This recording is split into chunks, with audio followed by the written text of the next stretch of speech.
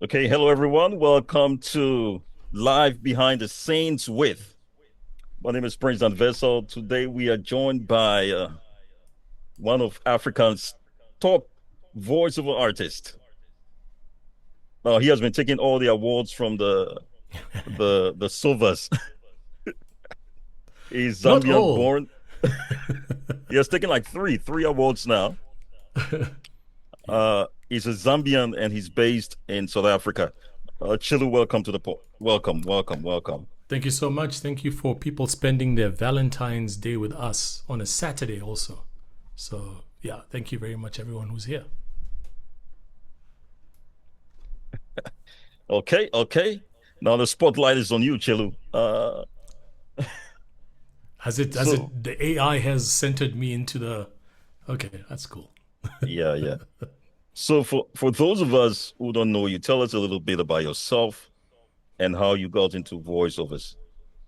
Chilu Lemba is the name, born in Zambia, been on the planet for 50 years now, been in media for 30 of those 50 officially, because I got my first employment letter in February 1996.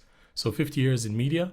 And before that, I was still doing, a lot of stuff which is to do with performance. Like when I was at primary school, I was an actor in my drama club. We won a few awards back then.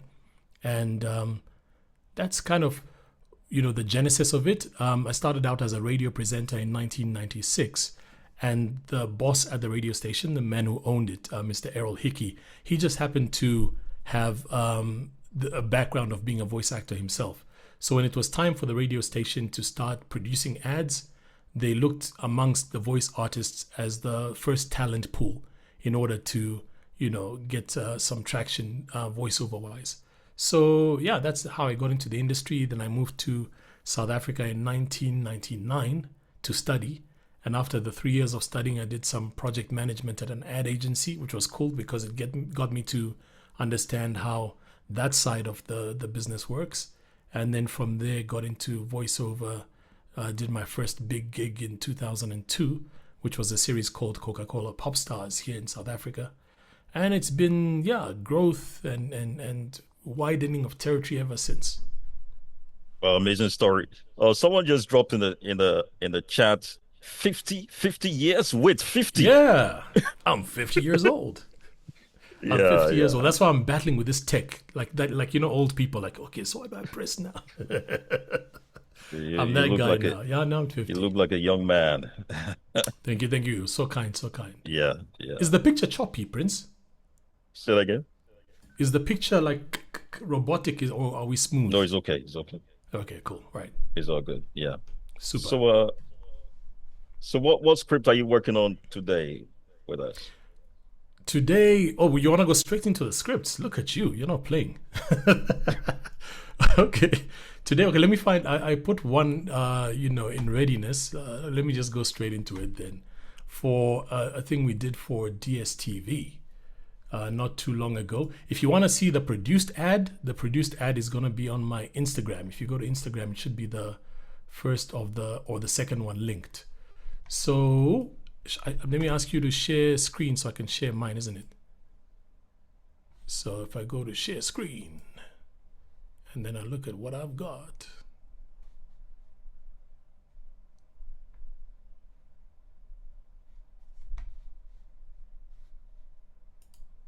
So let me ask you this. Desktop one, desktop two. All right, cool. I've got two desktops open, so I was wondering, like, why can I not see my script? Um, can I just put it in the chat maybe, and then you share it on your side? Would that be easier? Because I'm not seeing the script listed on my things. Would that work for you, Prince? Okay. Okay, I'll drop the script in the chat. Either that or anyone who's in the chat can open it, you know what I mean? And then you'll have it and read along. Let's improvise. All right, I'm going to put it there now. Let's find the script. So this one here was for a campaign that DSTV had not too long ago. It was for a campaign that they had called If Your TV Isn't TVing, which I thought was pretty clever. It was done by a studio out here, and they roped me into it. I'm putting it in the chat now. So you can decide whether everyone wants to open it on their own, or if you're gonna do that, Prince, and then do share screen on your side. What do you want to do? Let me see that. Okay. While you're doing that, no, let's not get people distracted. I was about to say you can check it out on Instagram, but no, let's not do that. Let's not have people in two places at the same time, multitasking. Yeah. I can. And while you're doing that, let me try and do something that I don't think has been done before.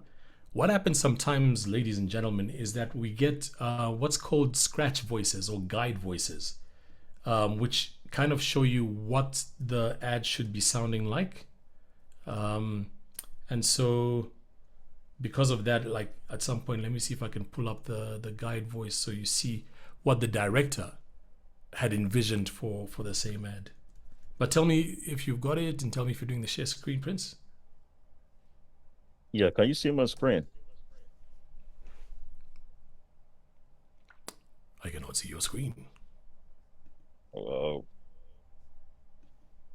Oh, well, I get a thumbs up there. So somebody is seeing your screen. Maybe it's just me who's not seeing it. can everybody see my screen? They Yes, can I see the shared can. screen. All right, cool. All right, cool. So if you've seen the shared screen, then I can do it. But before I do that, I want to show you if I can play. Here's the thing. With some of these ads, there could be implications where I'm not allowed to play the offline material. And so the reason why I keep saying check it out on Instagram is because I don't even have that ad. But there's one of the models who was in the TV ad who happened to upload it on Instagram. So because of that, I'm safe. If they say, hey, why did you? I can say no. Okay. This dude who's the guy, uploaded it on Instagram. I just shared it. So there are those concerns. But I think I've got the offline here where I can play the director's voice from my laptop, and then let's see. Tell me if you can hear it. Right? I'll play it straight off the laptop, and then you can let me know so that you see what they sent me to get an idea of what the ad should sound like. DSTV means choosing. Ready? Oh, yeah. Wow. Now you can choose amazing. Amazing acting, reacting, and overreacting. Living for this drama. Front row at the gaming and super fanning while on the going. Winning! Localing, all around the worlding. Wowing, binging, and blockbustering. You're green. I am. While others are white ricing, you're jolloffing. Because life can be exciting, enticing, surprising, inspiring, and Yeah. everything in between. Could you hear that? Yeah, we did. So that wasn't me. That was the director who was giving me an idea of how they wanted the read to sound, but in my vibe. And that's the different versions. I've just realized I've got the 60-second promo, the one that you guys have got on your side. So let me show you how I executed it. But obviously now you see, or you can hear how he made it sound. So if you're ready, let me give you the take and how I did it. So it was, if your TV isn't TVing, amazing acting, reacting, and overreacting. Front row at the gaming and super fanning while on the going.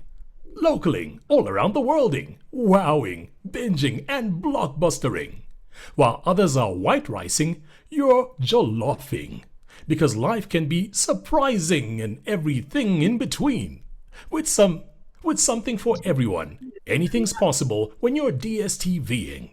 Start DSTVing today with all sorts of packages to match your ka-ching.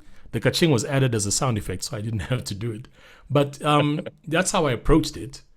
But a lot of it was based on what the director, those guys usually will send you a guide voice so that you know what they have in mind, especially for something like this, which is conceptual, and they want the ing to be standing out, So does that make sense? Yes. Yeah. Yeah, so I've got a few other scripts if you want later on, but I think maybe you can shoot me some questions and then we can come back to them so I can get myself to organizing the scripts. Yeah. Do you have any thoughts on that delivery now that you've heard the guide voice, you've heard the way I executed it, and later on you can go to Instagram and have a look. It's this if you go to Chilu Lemba on Instagram, it's the second video that you see pinned on the top to see the full product. But you got questions on that before we move? Okay, so how many takes did you take before you go to the final your final work? How many times do you do this? That's a very good question. Let me actually see if I can open the session, but there were many because the thing is, sometimes you have to get into it. And so by take one, you're still trying to figure the script out. I'd say I won't open the file where it is because I think it will take a while for me to find that. But I'd probably think like maybe this was on take 6 or something. Take 6. And if my right, it could have been take 6. But also remember that with this one here, so there'll be a 15-second one, 30-second one, 45 and a 60-second one. So each of them have a different kind of execution. So even though I'm saying maybe take 6, by take 6, I'm probably done with the first one. Then I get the vibe for the second, third, and fourth.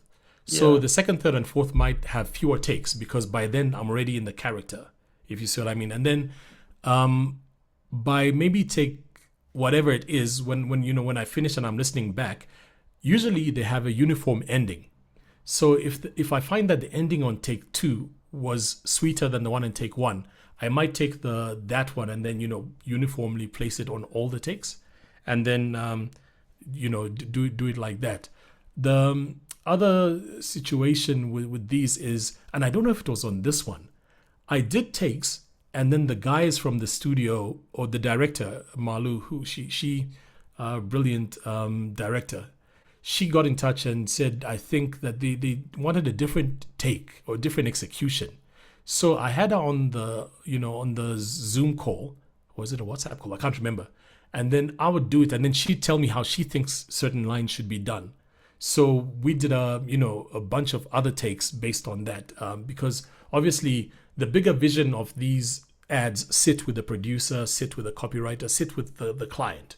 So you're basically the person who's at the war front, transferring the vibe to the people, but the ideation is done before it comes to you.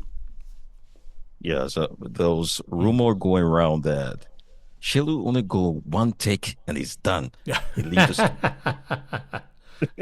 No. I'm not a one take person. So and this is the thing, sometimes people think I'm one take on some jobs, but it doesn't have to be one take. Don't feel the pressure of being a one take wonder. I've been to sessions with people who I look up to like greatly, and I'm in the room waiting for them to finish in the studio, and they're messing up and they're figuring it out.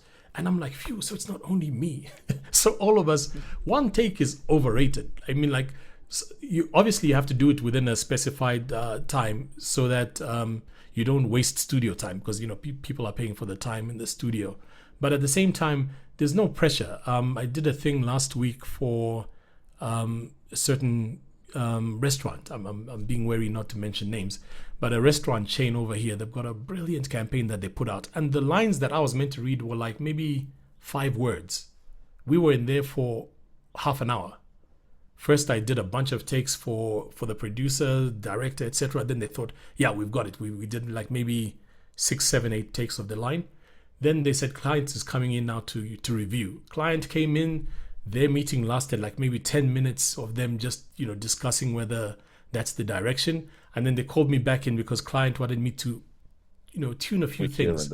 Yeah. So that was, basically 4 lines, but we were in there for half an hour. So don't be pressurized when people start talking about, one take. One take is not important, I think. Okay. So before you start recording, do you do any warm-ups? No. So I don't do warm-ups simply because when you understand what's going on, like in my situation, let me tell you what I do. I hydrate a lot. I drink a lot of water, and that's practically so that I don't give the sound engineer a lot of mouth noises and clicks to fight with. So hydration is important. Not drinking stuff with dairy is important. So don't drink, like coffee just before a session. That's not a good thing.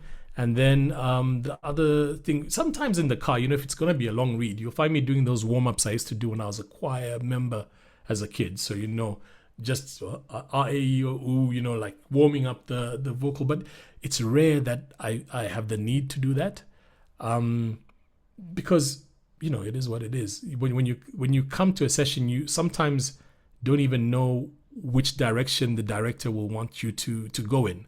So sometimes coming with preconceived ideas was also not really a great thing. But in terms of warm up, yeah, that's I don't do much. Maybe I'm an outlier in that respect, but yeah, that's water is the main thing. Water, water. Okay. Water. Yeah. So looking at the script here, I see I see TVing and Yes. overreacting. Thing. Well, Yeah. the Yeah. script, did it come like that, or you made the changes yourself? So that one, funnily enough, this is before I was preparing for this. I was going to tell you that scripts usually, especially if it's this kind of script, they usually divide it into two columns. I'm not sure if you've been exposed to that. The one column will have what's happening audio wise, and then the other column will have what's happening video wise. The Yeah. man moves left, man moves Yeah. right, that kind of thing. Yeah. And so if it's coming to me and it's got the two columns and the director is not going to be there, I'll usually just trash that column which has nothing to do with me, the one that has the visual cues, so that I'm concentrating primarily on the part that's to do with me, which is the read. This one, funnily enough, came exactly like that, which is a rarity even from the company that it came from. So I was pleasantly surprised now when I was preparing to chat to you. But yeah, most times I'll change things because of if I'm doing it myself, I'll change the font type. I've found like the most boring font is what works for me. Sometimes script writers and copywriters will come and do a fancy font, whatnot. That's tough on the eyes, you know what I mean? So like I'll put like Times Roman, font 14 or whatever, Calibri Yeah. sometimes, and I roll like that. And every once in a while, when I go to a studio and they've got the ability, then they will, change it before I start recording. It just makes it easier, so there are fewer distractions. You're not trying to strain your eyes, especially a guy like me. Like my eyes are not the best eyes in the world. If I were to resell these things, I would get no money. you know. So so yeah, that's kind of Yeah. what I do in terms of scripting. There's a couple of other things which I do. Um, Usually my feeling, especially for long form stuff, is just to read it without putting markers on there, because instinctively I'm just reading, and if I've read the script many times and understand it, then there's not really much need to highlight certain words that need to pop. You know what I mean? But there's Yeah. sometimes Yeah. when I might be struggling, especially if it's names. Sometimes it's a name of a scientific chemical in the script. I'll break it down or I'll respell it to make it sound like how it's read as opposed to how it's written. So I do that sometimes. When I have to, once in a while, bolden a word, I'll just bolden it and bolden it black. I saw that on Edwin's, he boldens them red and Yeah. stuff like that, which works for him.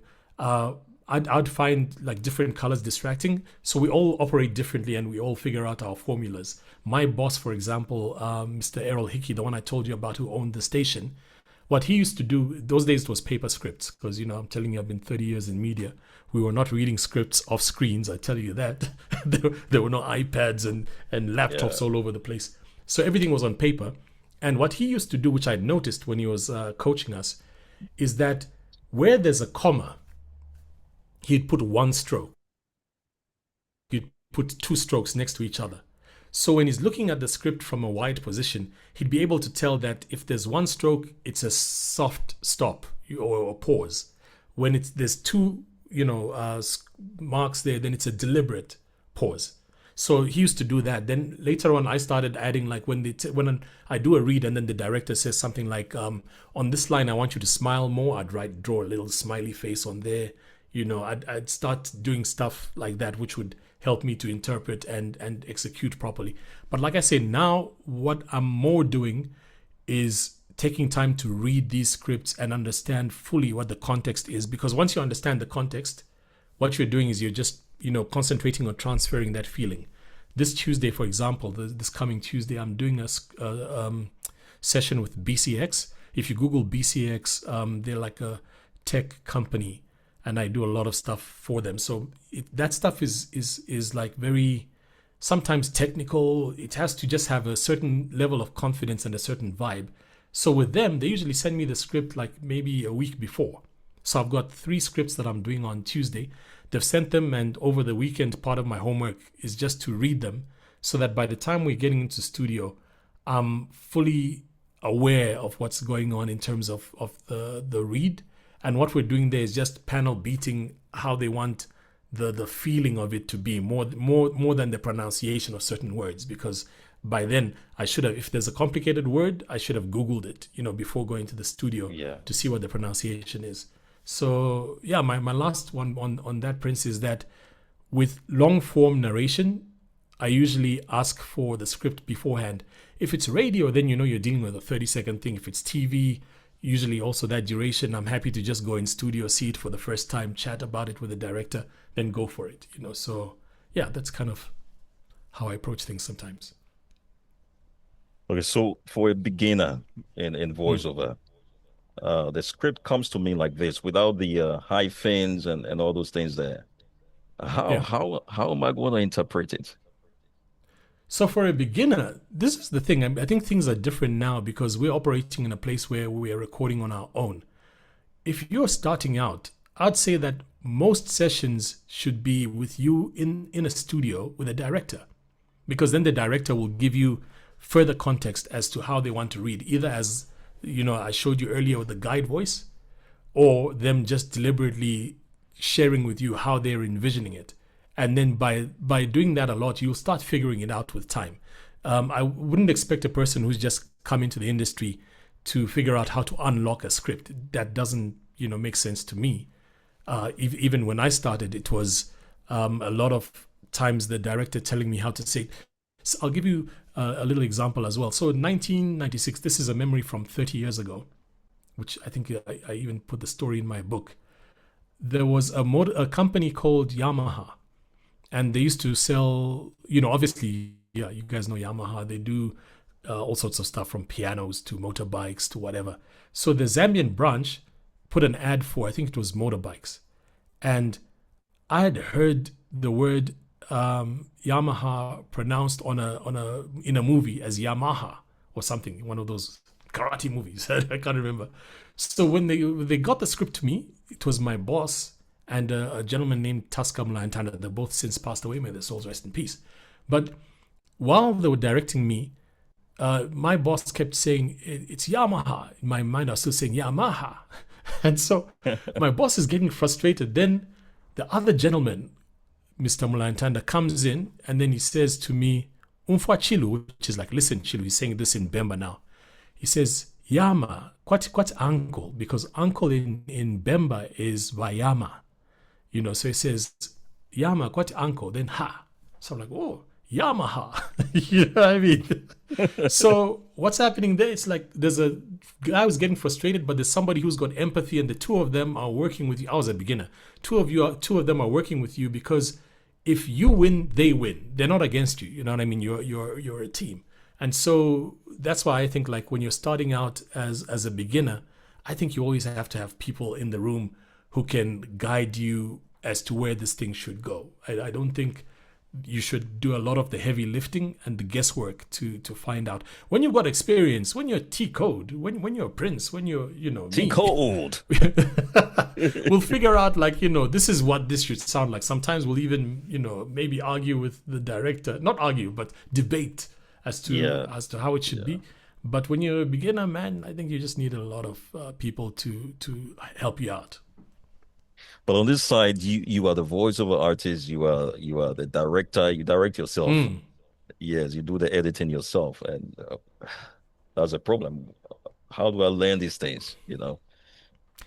Anyway. Yeah, it's a tough one. Like that's what I'm saying. Like the world has changed from when I got in, and I guess I'm lucky to have had that. But if you're a starter and it's all on you, maybe what you should consider is like being creative. Like if I'm starting out and they give me a script and I need help, can I log into the what's not log in? I'm sounding old now. Can I tap into the WhatsApp group that you have and say, guys, is somebody available on this and this day?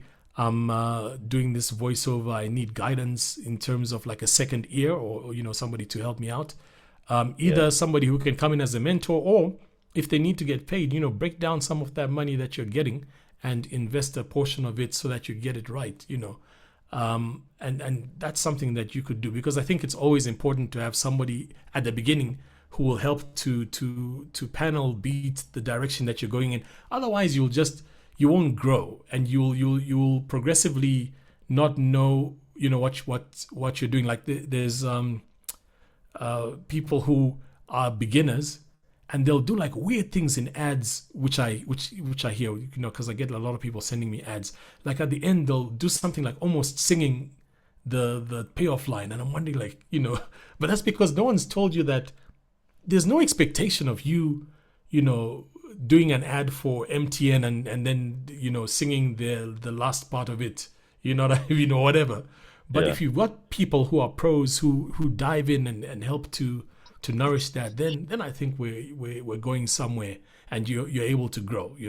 In the States especially. So this is what I've noticed about the U.S. industry compared to us here. I mean, I saw you had Nathan. He did a great talk the other time. There's a lot of coaching, deliberate coaching, initiatives where it's either one-on-one in person, or you're doing them online, or you belong to something like Gravy for the Brain, where you've got people who are accountable to you, sometimes because you're paying them, money, and their role is to help you to improve. And so they'll advertise beginners class. You should enroll in some of those if you've got, like an investment to plant there, because you do need people in your corner when you're starting out. And sometimes that also works out into growing your network. I mean, I know a story, for instance, and whether it's true or not, I hear a lot of stories, and sometimes I don't know whether they're true. Like I heard a story of James Earl Jones, the legend, when I was young, and I think I told the story then. Last month I'm in Los Angeles, and I meet his son, and I'm like, yo, I heard a story about your dad. And he's like, well, I don't remember. So sometimes we hear stories. But in this instance, a lot of the movie trailers right now in the States are done by a guy called Gabe Kunda. You guys should check him out on Instagram. And Gabe, from my understanding, and like I say, it could just be a story, I listened to a podcast where a guy was saying the movie studios were looking for a different kind of voice, young but assertive, all the textures that Gabe had. And Gabe had been mentored by the same guy who heard about studios looking for a different voice. And he said, hey, I know a guy called Gabe. And so then a reference is made. Gabe is now the movie dude. So sometimes you'll be coaching with somebody, but then you're also tapping into their network in a broader scale, So if it means you're paying, to get coaching, but then you also at the back of your mind know that this person has a network. And if you've got like genuine potential, because there are a lot of people who want to go far, but it's tricky, you know what I mean? Because there are thousands of people wanting a break in voiceover, millions, in fact, probably. Yes. Yeah. And to stand out amongst those, you need to be really good, and you need to really put your best foot forward. Even I'm rambling, but my other suggestion is, if you're told as a beginner, do a voiceover for ABCD, and your idea is to use your phone to record that thing, the other guy that you're competing with has instead gone to a studio and said, hey, can I pay you X amount because I'm sending through a demo? And he'll get the job because the sound quality of the phone is going to put you 2 steps back, versus the other guy who's making the effort. So you're already doing yourself in. Just before I came here, Prince, I was a friend of mine who's a producer. She sent me a message where somebody said, I should just read it. I've got the phone in my hand. So she sent a message, it's just under yours, where somebody from her team, she said, brought to you by something. Okay, so this is what it is. She put a photo on her status of her and her husband on a beach. I'm really tempted to turn the phone to you, but I shouldn't. But it's her and her husband on the beach was the status. And then somebody puts underneath that photo of, and then she put brought to you by, and then she puts a product name, which I can't say, but it's a product which is a refreshing product brought to you by, okay, for this example, I'll call it brought to you by Refresh. So then somebody replies to her status and says, I'm hearing Chilu Lemba's voice in that line that she's put. So it's nothing to do with advertising. So she sends me a screenshot of this, like, look at what this guy is saying, and then she says, you have to say it for me.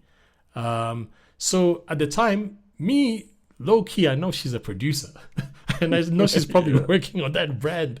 So I thought, okay, I'm gonna say it for her, but I had my equipment, I had my portable mic. Where is it? Yeah. And so I said, brought to you by Refresh, and I sent like 3 playful takes. Next thing she's saying, can I put you forward for 2 jobs, including this one? You know what I mean? And so she's forwarding that thing. The thing is, you have to see the bigger picture, guys. And, if somebody asks you for a voiceover and says, even if you send it as a voice note, make that your last option. If you've got like 30 minutes in which they're expecting it, find a studio, find a mic, because you're going to do yourself in. People are like, yeah, they just want to hear the what you sound like. No, the phone doesn't have the ability, the phone microphone, to get all the texture of your voice in there. So even though you send it and you think they're getting an idea, it's never real. It's like you're sending a voice note. You know what I mean? So yeah. Anyhow, talking too much. Ask me more questions. That's a great advice. Yeah. But we want to share your screen, Chilu. Oh yeah. What do you need we now? gotta do that. So at the bottom, just go to share, Okay. and then No, I was there, but the thing is, like, when I go to share, you see, it's meant to show me what each of my apps are. Yes. And right now, the only one that it's showing me is Pro Tools, as opposed to Word. I'm meant to be seeing Word documents because they're open. You know what I mean? Are they all open already? Yeah, I've opened them and I'm not seeing them. So that's why my last ditch option was to send them to you. But let me see. Well, the ones that you wanted me to analyze, the ones from your guys, you can do a screen share on that for now, right? Okay. Let me see. Because if you do that, then I can just follow on from here. Would that work for you?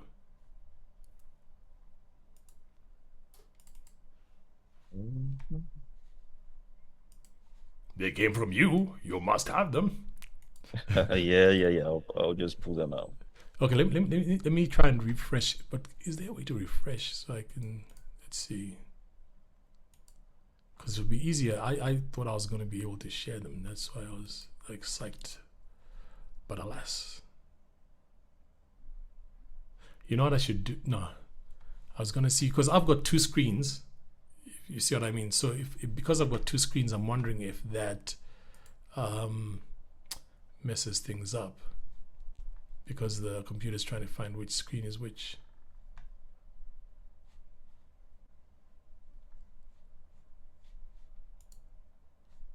Let me try something. I'm gonna try some new prints. We'll see if it'll work. So if I open the file, because it's showing my browser, my Word browser. Sorry, my internet browser. So if I can open the script in the internet browser, and I cannot, it won't allow me. Sorry, people.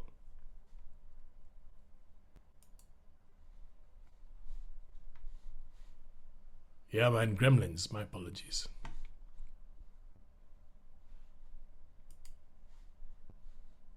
And Chilu is getting ready. Chilu is getting ready. Oh, can you hear me? Have I Yes, paused? I can hear you. Oh, okay, wait, so you shared the screen? Have you shared the screen? Okay, let me do that right now. Okay. Oh, okay. Go. Sorry, I thought you were because I'm failing on my side. I'm dismally failing. My apologies. Okay, here we go. Which one have you shared? The script. The script I shared with you. Okay, cool. So which one's on top? The one which is from Adelaide. Yes. Okay. All right, so I'm going to read the Adelaide one. I'm going to make a couple of comments before I do. The first thing is when you look at the Hold script. on. Adelaide, are you around? Are you in? Okay, let's go. Okay, cool. So the first thing I noticed, if I'm now analyzing the script, and it's a pity, I won't be highlighting stuff, but it's for an event, which is cool. The first thing I'd probably do if I look at the top lines is spell out that company limited, because sometimes it'll throw you off. Some people also, if it's a big number, they'll spell it out. If it's a 20, they'll write it as 20. I don't have a problem usually with numbers, but sometimes that'll trip me up if I'm just seeing, mining co limited. So I'd probably, spell out company limited. Then I'd also bunch up a few things. Like you see the paragraph that starts with happening and ends at Ghana. You see that one, right? So yeah, I'd probably just like make it, instead of putting the gaps or the spaces where it's like 4 lines there, I'd group it together, because the only reason why you'd have it gapped like that is if you're doing bullet points. You know what I mean? 24th October, but in that particular sentence, everything together. Then the last thing which I found a bit odd about the script is it's not the last thing, is a lot of the info there. It's you've got the agenda of the activities listed as an agenda, as opposed to written out as a full list of things that attract people to come to the event. So they don't need to know that on the 24th that will happen, 25th that will happen. That's the stuff when they arrive at the event, you give them on a program for the event. But in an ad, you're just meant to find all the things that are juicy, that attract them to go there. So I would change that. And among those, if that's my rationale, I will not put cleanup exercise. Because when I go to a place, I don't want to be told, beforehand that I'm going to be cleaning. I just want to know that I'm having fun. So it'll be the awards and fashion night stuff I'll put there, the soccer fiesta or whatnot. And then on the media partners, the other thing that might be odd about this is, and hear me out here, I might be wrong. Globe TV and Flight TV, you guys tell me, they're not owned by the same company, right? They're 2 different stations. Uh-huh. So if this is a TV ad, then you need to do 2 versions. One for Globe that goes on their own, one for Flight that goes on their own, because you can't have a competing TV station being mentioned on a competing TV station. You know what I mean? So media partners, unless it's radio, but yeah, you wouldn't have 2 TV stations in the same ad. So if it's going to go on Globe TV, you'll just be, proudly brought to you by Globe TV, full stop, supported by Ghana Youth Association. Then the phone numbers, if it's a TV ad, they're going to be on screen. Radio, or it's usually clumsy to have phone numbers in ads, but that's an argument which is tricky for Africa, because in the States or other places, they'll always have a website, so it's easy to refer where you go to, whereas here in Africa, what are we gonna do with phone numbers? No one's has a pen and paper when they're driving, listening to an ad. You know what I mean? To write down these complex numbers. But with that said, let me read it to you as is, how I think it could be executed. So this one here would be obviously a fun event.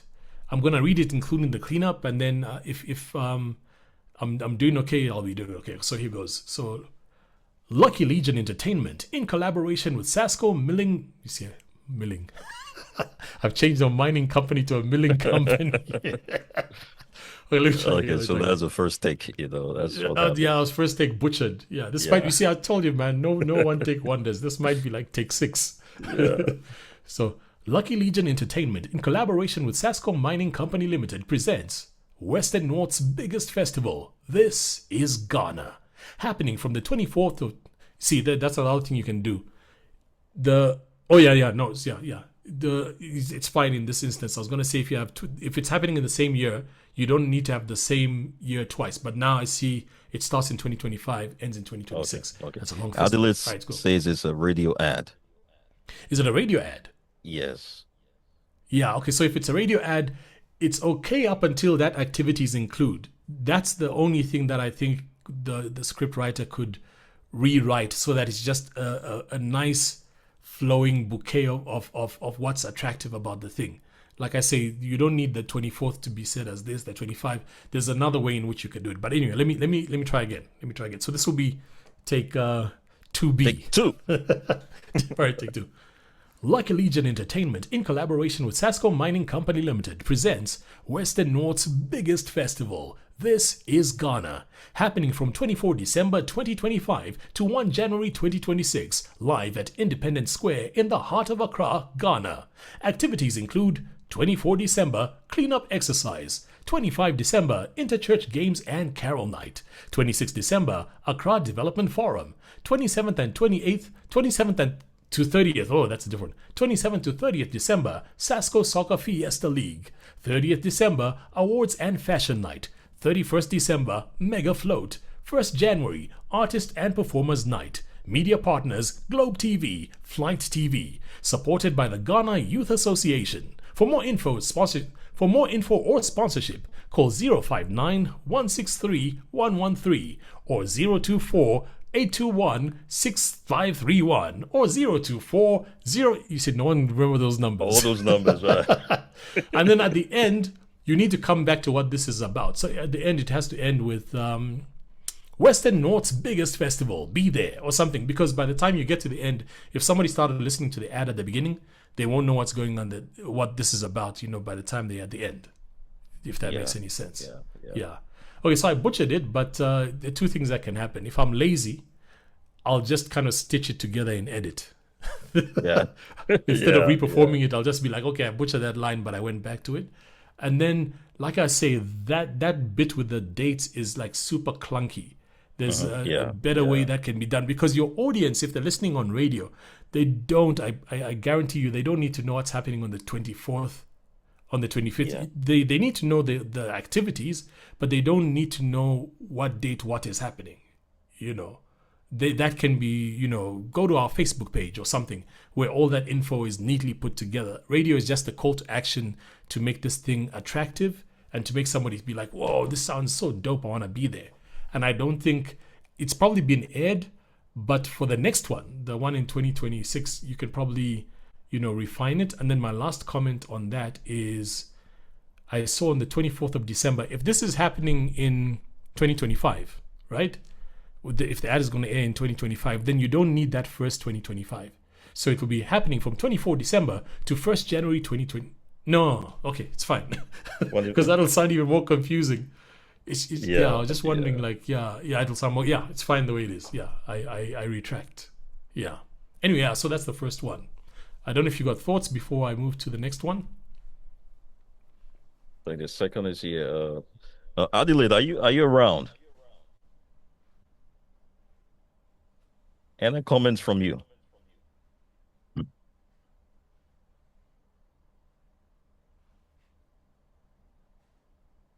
Okay, Efua says she got a question.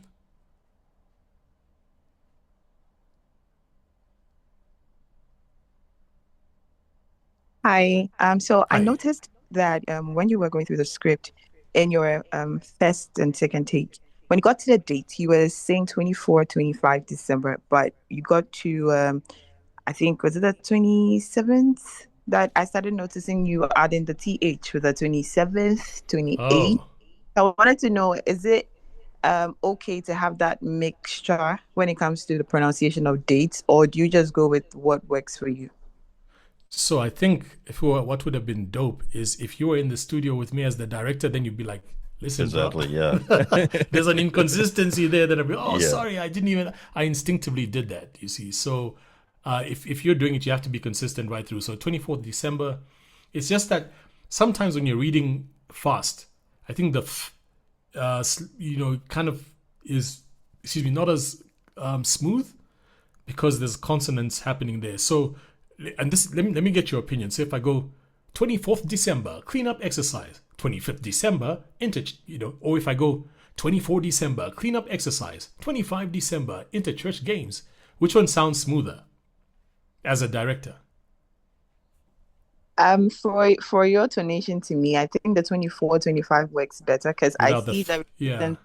TH in there somewhere. Yeah.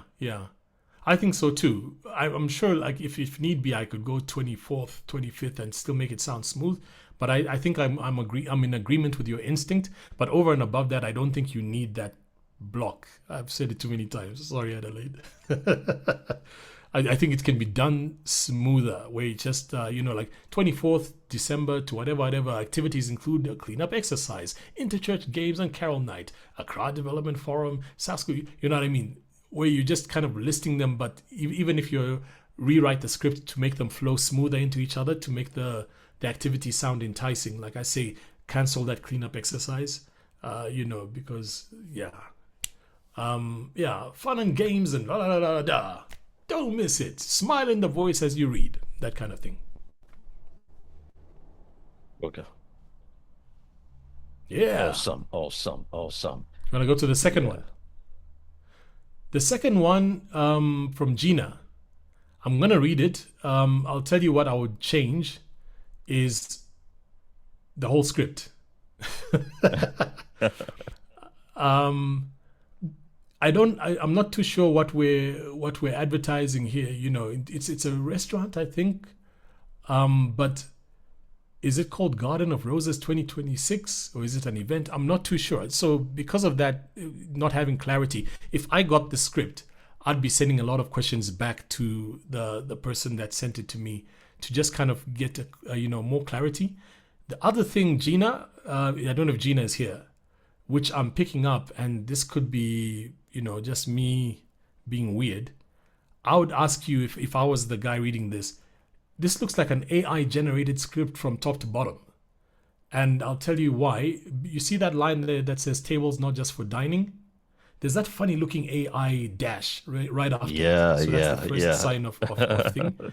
And then the other thing that AI likes doing is saying, this is not whatever. This is not just this, it's that. So if you go to the second last line there, this is not noise, this is atmosphere. That also sounds like AI. So for what it's worth, it just looks like that's that. And usually I'd probably prefer it to be rewritten so that because AI doesn't understand what you're trying to put together. Are you advertising an event? When is it happening? Are you advertising a restaurant? Where is it situated? So all those questions. So I'm gonna do it, but it's not the kind of I would not do the script in real life. If I was until there were like revisions made, I'd probably decline. So that's that. And it's no. I'm not being weird, Gina. Don't take it like I'm being ruthless. I'm just saying it because I think it's like a helpful conversation, where these things come. So anyway, with that aside, this here needs to be a close, intimate thing, because when you're giving people instructions, close your eyes for a moment, and obviously you're hoping they're not driving when they're listening to this on radio. Close your eyes. Famous last words before the accident. Let me just read it and then let's talk about it. But this is meant to be like warm and close to mic. So I don't know if you guys know what the proximity effect is when you're close to the mic. So I'm going to try and do the proximity effect. Hopefully it will come out well. I'll try not to pop, not to be too close to the mic, but close enough. And it's going to be warm. So it has to be have a smile. It has to do something, which okay. So here goes an attempt. Close your eyes for a moment. Imagine a space designed to slow you down. Warm lighting, tastefully styled decor, tables not just set for dining, but for connection. That's AI-ish. Tables set not just for dining, but for connection. A live saxophone doesn't compete for attention. It carries the evening gently. Conversations flow. Laughter feels natural. The room breathes ease. This is not noise. This is atmosphere. Garden of Roses 2026, where ambience becomes experience. Something like that. Wow. But like I say, I don't know what Garden of Roses is. Is it an experience festival? Is it, a restaurant? It's very thin on that. So, yeah. That's my feeling on take 2. Sounds great. Yeah. Talk to me. Should we go to take 3 to the third script? Yes, let's go to the third one. Okay. I think it's Third Love one, Garden. similar to to the other, yeah, Like the all the same comments I AI said thing. about the previous one. Those AI dashes from 1 to 7, there is no, where is this thing happening? Because at the top it says couples day out promo, but it's got nothing to do about where they're going out, where will it be. There's no what, when, and where type stuff on the script. It's just, yeah.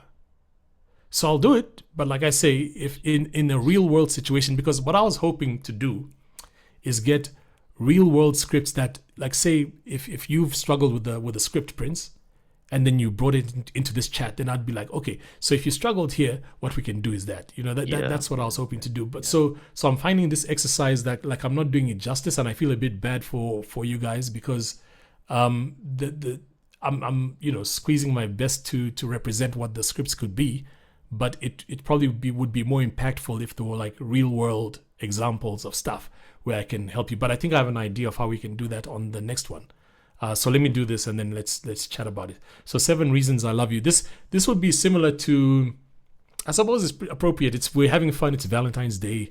I haven't read through this, so I might fumble through it because I saw it and I thought, oh, where's the date? Where's the place? Where's these AI dashes? What are they? So I didn't even look at it and read it. But let's see what we can do. Like I say, it's fun. It's Valentine's Day. It's gonna be close to Mike like the previous one. So okay. 7 reasons I love you. 1. Because God wrote your name beside me. Beside mine, actually. I butchered it already. Take 2. We're going to go to take 7 just because this is 7 reasons. Okay, here is take 2. 7 reasons I love you. 1. Because God wrote your name beside mine. 2. Because your smile still feels like answered prayer. 3. Because you chose me, even on hard days. 4. Because your laughter heals my tired soul. 5. Because your hands feel like home. 6. Because you grow with me, not away from me. 7. Because loving you makes me feel 7. Because loving you makes me love God more. 7 days, 7 sacred reasons. 1 forever. Brought to you by AI. Yeah. It's a fun. This would be a dope poem, I suppose. Like if you put it on music for, I don't know, Brian McKnight back at one. Like with you're dedicating this maybe to someone you love. But in the ad world, and this is why I think the real world examples are cool, because if you're going into this industry, there's one realization all of us have to have, is that this industry is about money.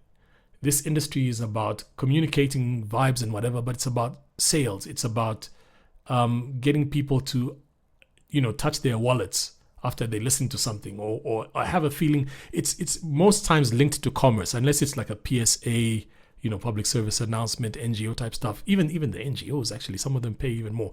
But because of that, when you're looking for like scripts to help you in your growth, best is to find like stuff that's already been out there and that's linked to commerce. Because a guy who's sitting in a chair with the task of hiring voice talent, they're looking for that. They're looking for the guy that will help them to communicate a vibe to the audience, and that audience then gets to touch their wallets or transfer using mobile money or whatever.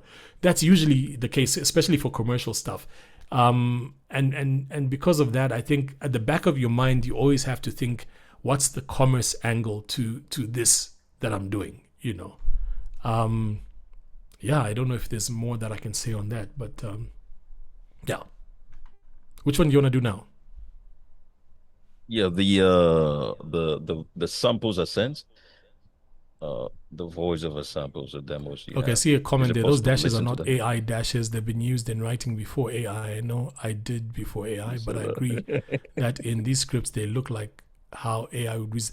The AI ones are usually longer Very than the long, ones that we yeah. use. They're longer. So that's how you can kind of tell. I use dashes, but the AI ones are particularly long. In fact, there's a video that OpenAI, who do ChatGPT, they put out a video. I should send you the link, where they were apologizing for those dashes, because they were saying that they thought it was a cool thing, but now they've given you the ability in the AI settings to say you don't want the dashes. And so I've done that on my AI, where I've gone in and I say no dashes. And so, so when the scripts come, but sometimes the unfortunate thing is now where there needs to be a dash, it doesn't put a dash, So anyway, Efua's got another question.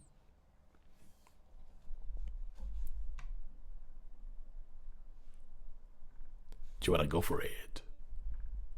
So, my question is on the sales perspective when it comes to their writing. So, I've noticed for the last script was from me, by the way. Okay, I yeah. noticed you were struggling with trying to get the context and then trying to match that with the mood or tone that would work best for the script. And I'm Okay. trying to find out what do you do as a voiceover artist if you have clients that come in and they have weaknesses when it comes to structuring the scripts they're giving out to you? Is there a sample template?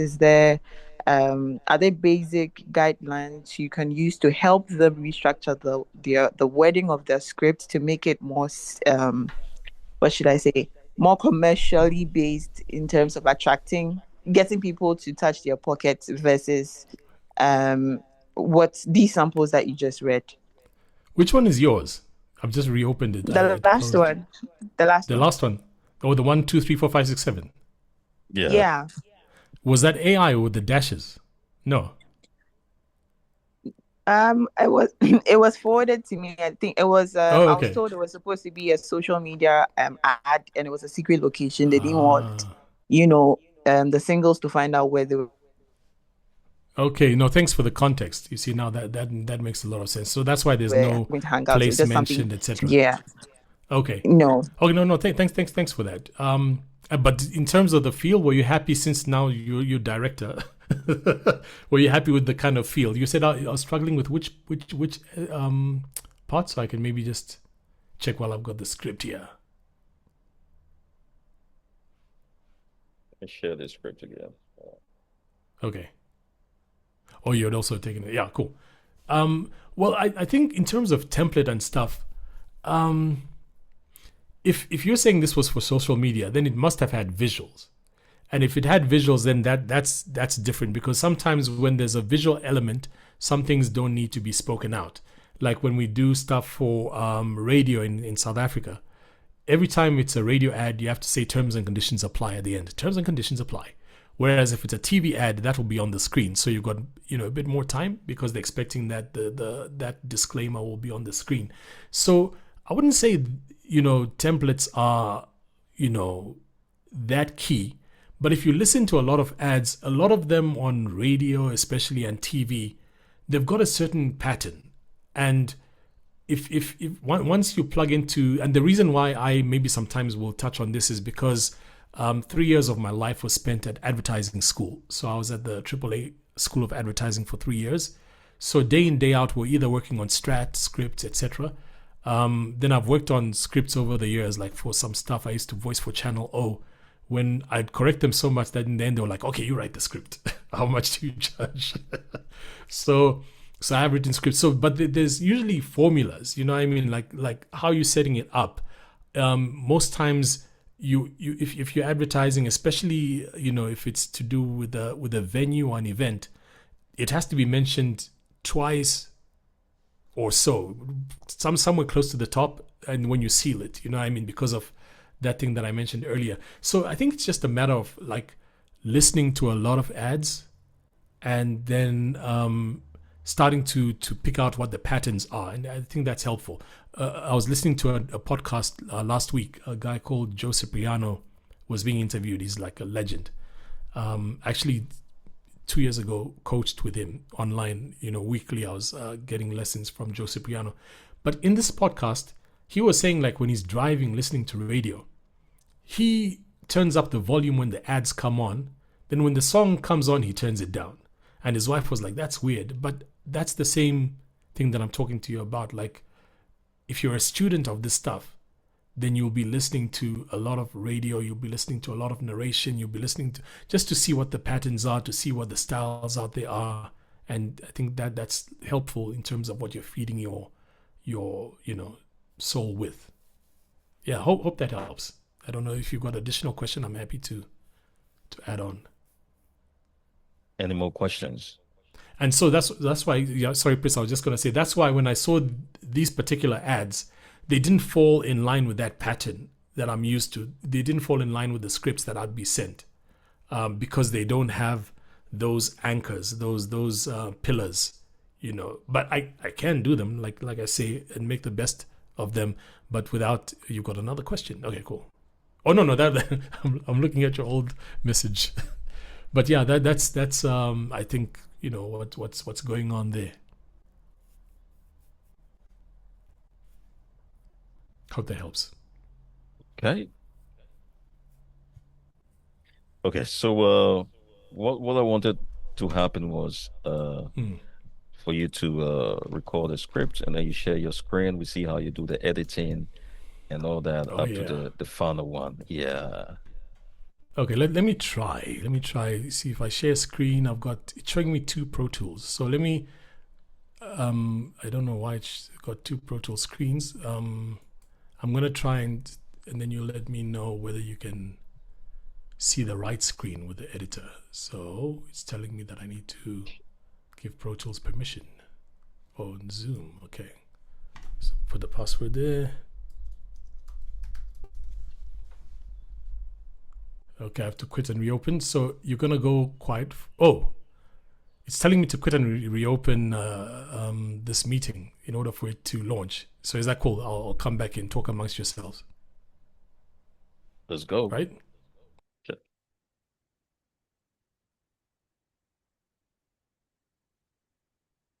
Thanks.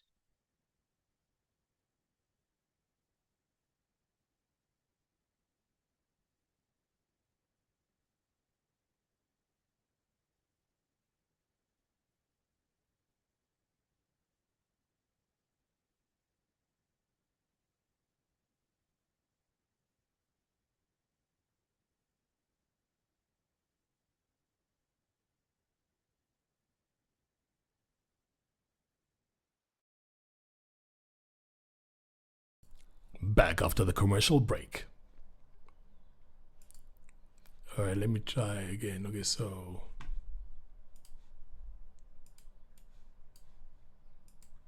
okay, guys. Yeah. Okay, now I can see the stuff. So I needed to do that. All right, cool. So I'm gonna share this window here. You can see that. Can you see that? Are you there?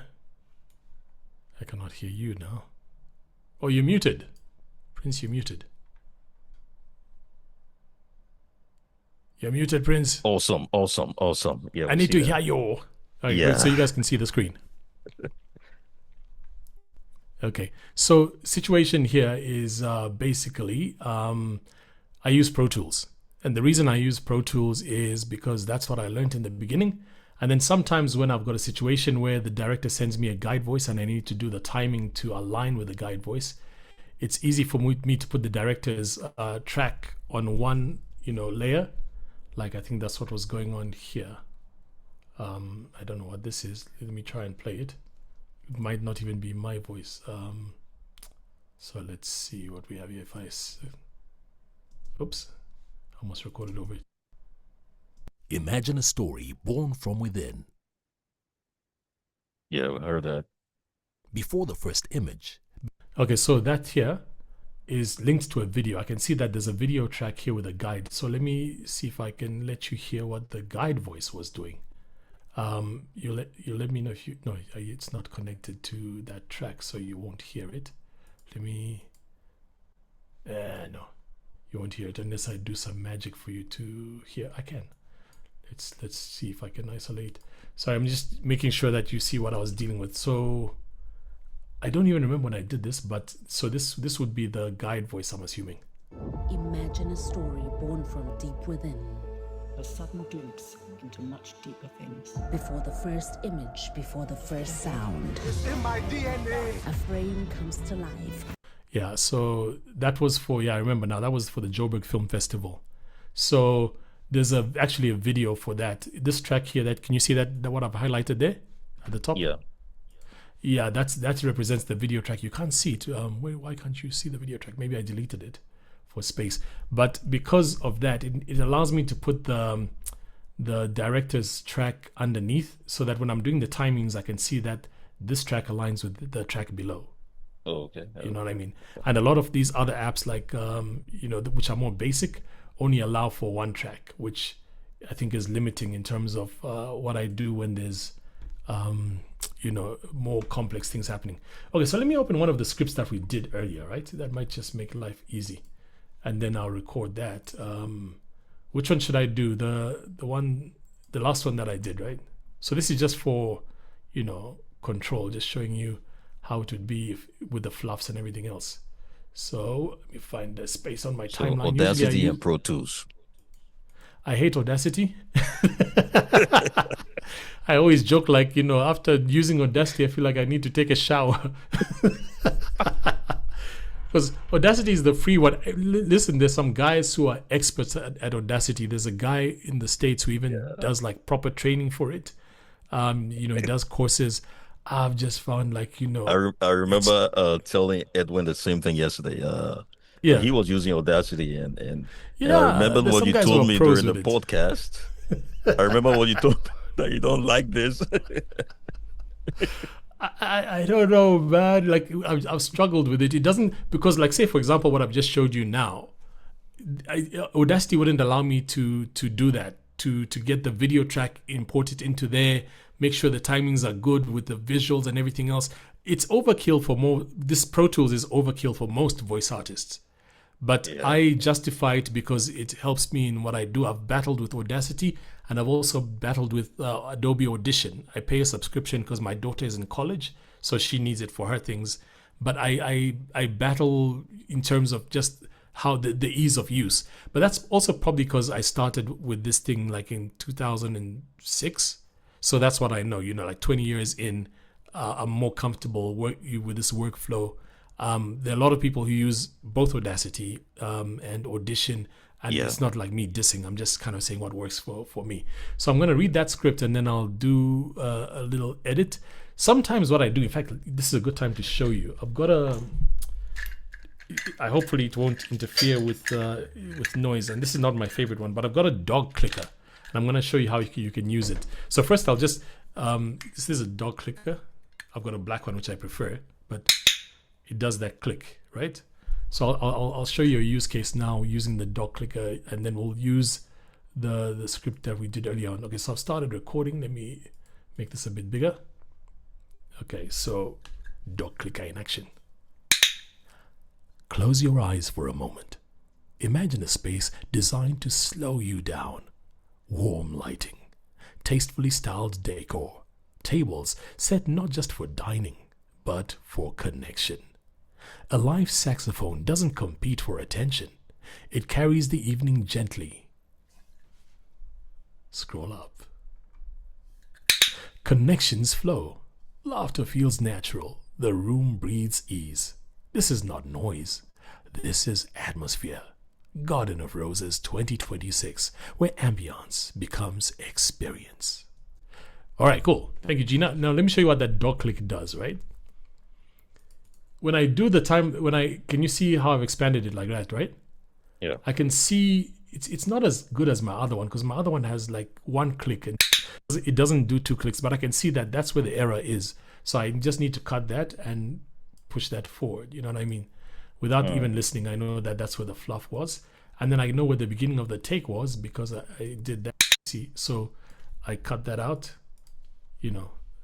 delete.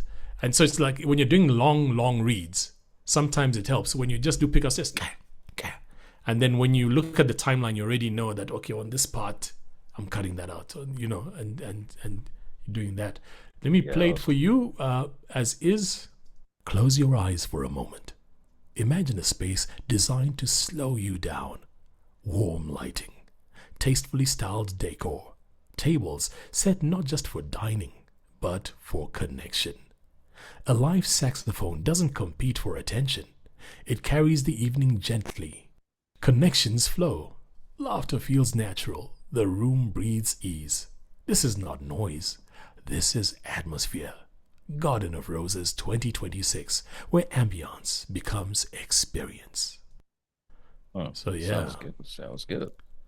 Yeah, and usually this is the thing with I know it's different here than when I'm doing Zambia stuff. In South Africa, that's all I'm gonna do. I'm gonna just make sure that the audio file is clean and I'm gonna send it out. I don't put sound effects, I don't do mixing because somebody else is gonna get paid to do that. Like that's not my portion. Yeah. So that's kind of how it works here. So in terms of my demo in terms of this stuff would probably be more boring than other guys who do this, because I won't, every once in a while, like when there's a click or something, then I'll use where there's a pop, like a plosive like that I've just done, then maybe I'll use RX to clean that up. Do I have RX on this computer? I should have. So on the, let's see, you're gonna probably see it before I do. Noise reduction there. So like the plosive one, which is there, and then I don't know if you can see it, but yeah, I'll use maybe a little deep cut out if there's a plosive which I didn't enjoy. Yeah, so yeah, that's kind of how I do this kind of thing. Do you have questions? Do you need me to show you more?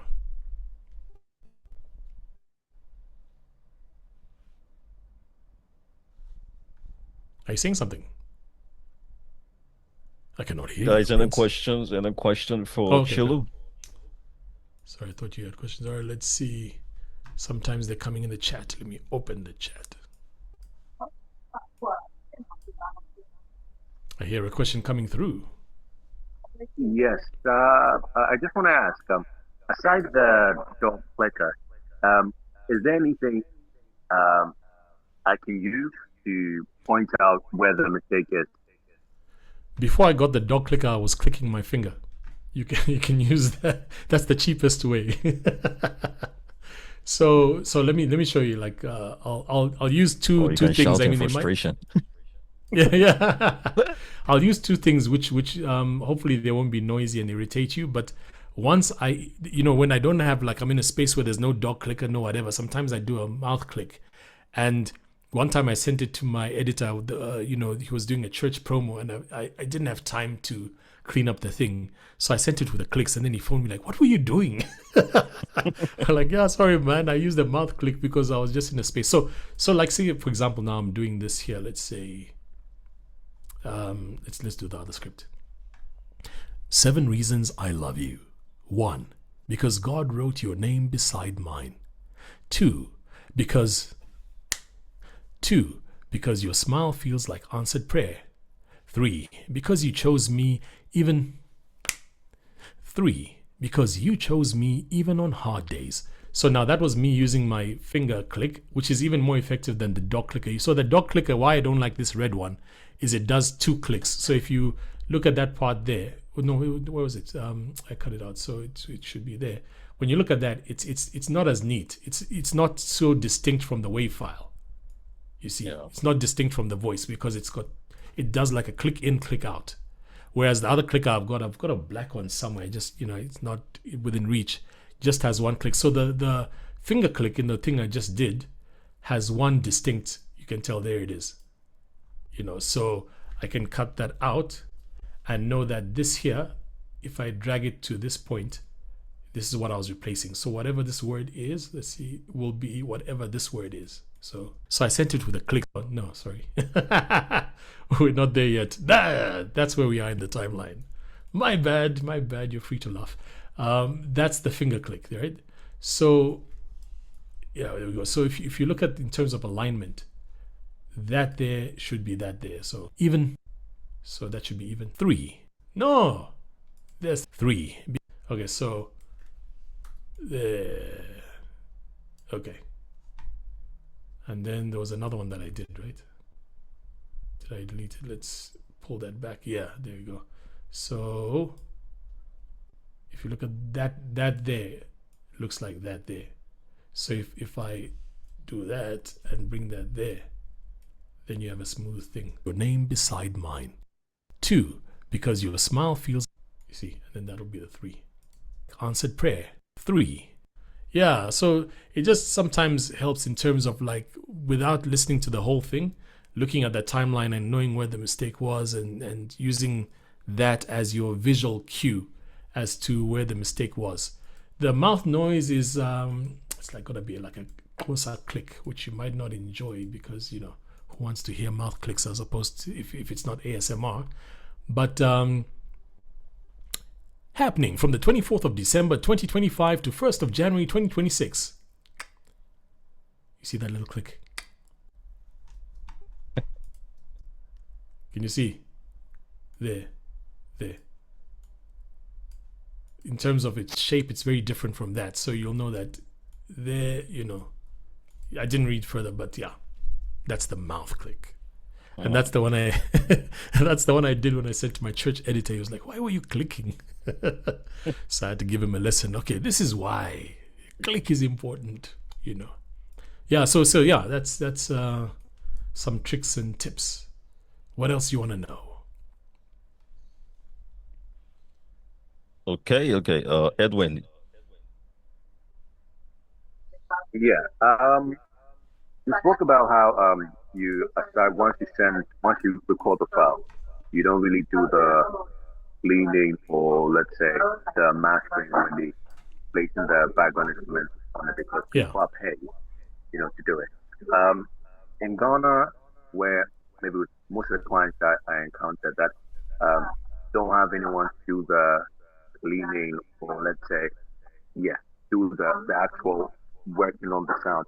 Is that advisable for voiceover artists to know how to work on their sound from cleaning to, you know, the basics to get it ready for use? Yeah. Is that Edwin from last week? Yes, that's Edwin. Yeah. Hey man, an honor, man. I enjoyed your talk. I think I followed you today on Instagram. One of the best in Ghana. Yeah, no, totally. All right, so the way I see it is, you are right. You definitely need to know the basics. Definitely need to know and understand that. And I think the expectation is that to a degree, especially in this day and age, you need to be able to record yourself, whether it's on Audacity, on whatever, advisably not on your phone. And then from there, if you can mix, then that's an added feather in your cap. You know, I mean, you're actually then in a stronger position than most people.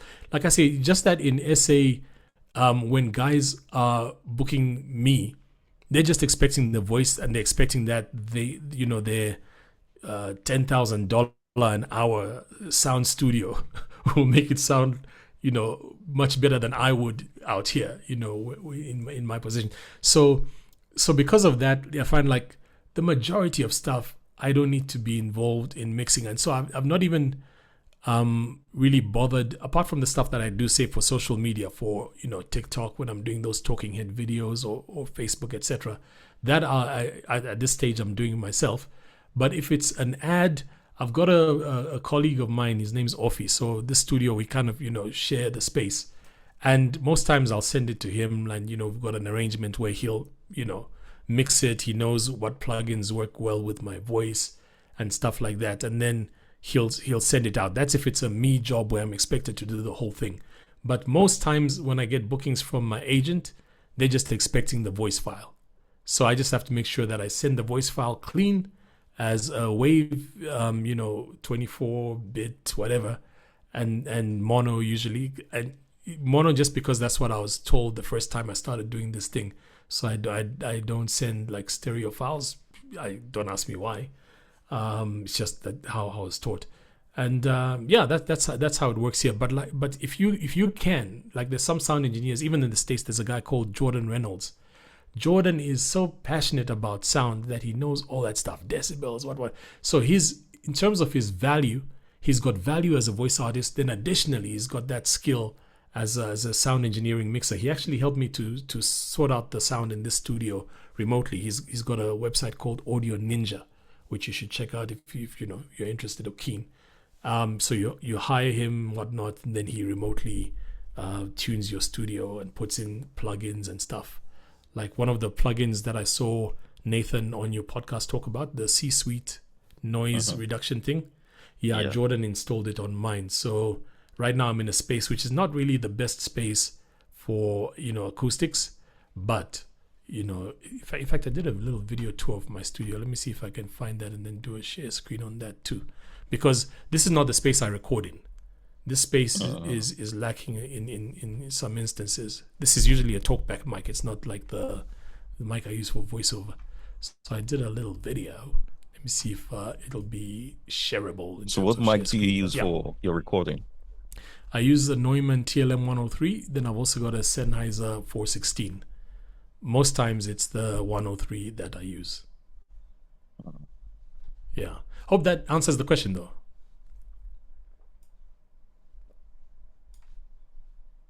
Edwin?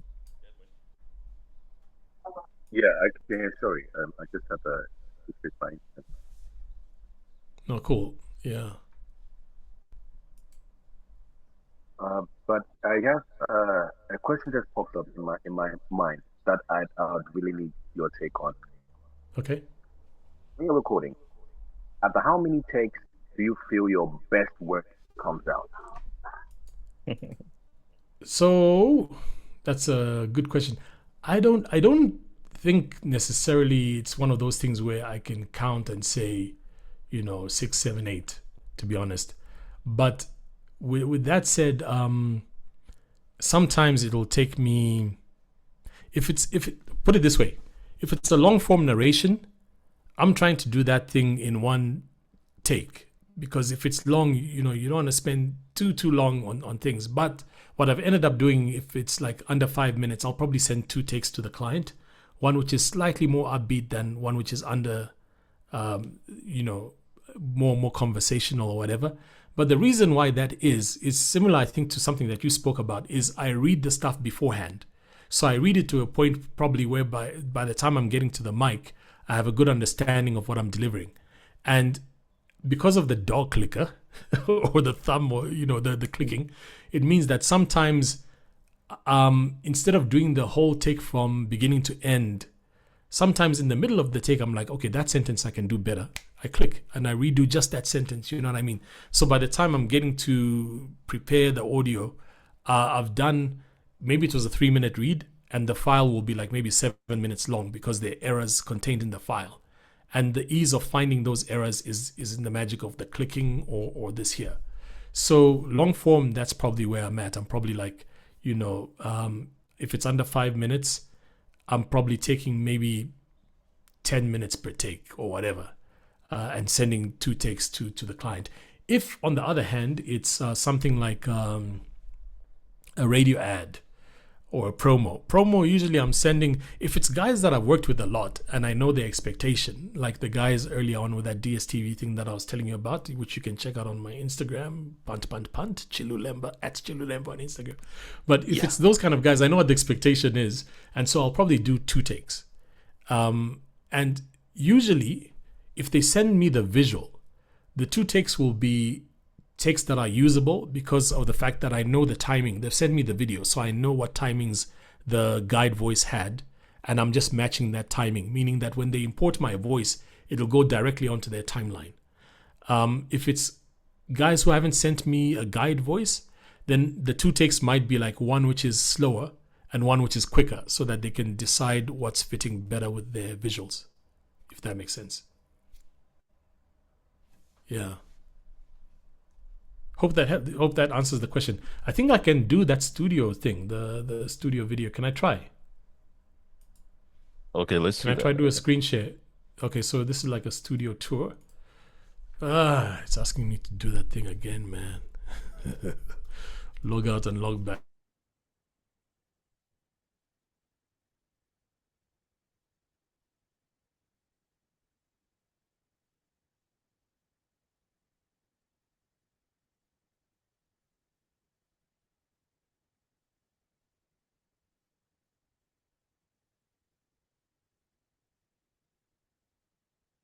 Okay, I see something.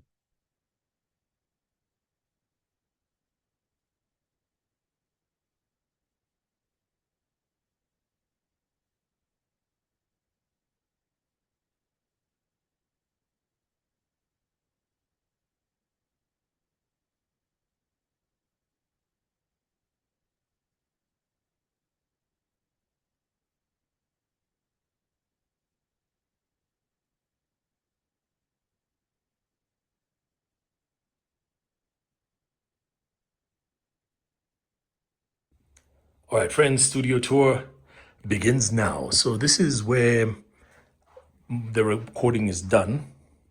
Here we've got the Apollo Twin X, which is the sound device that I use. I've got a couple of others, but this one is a beast.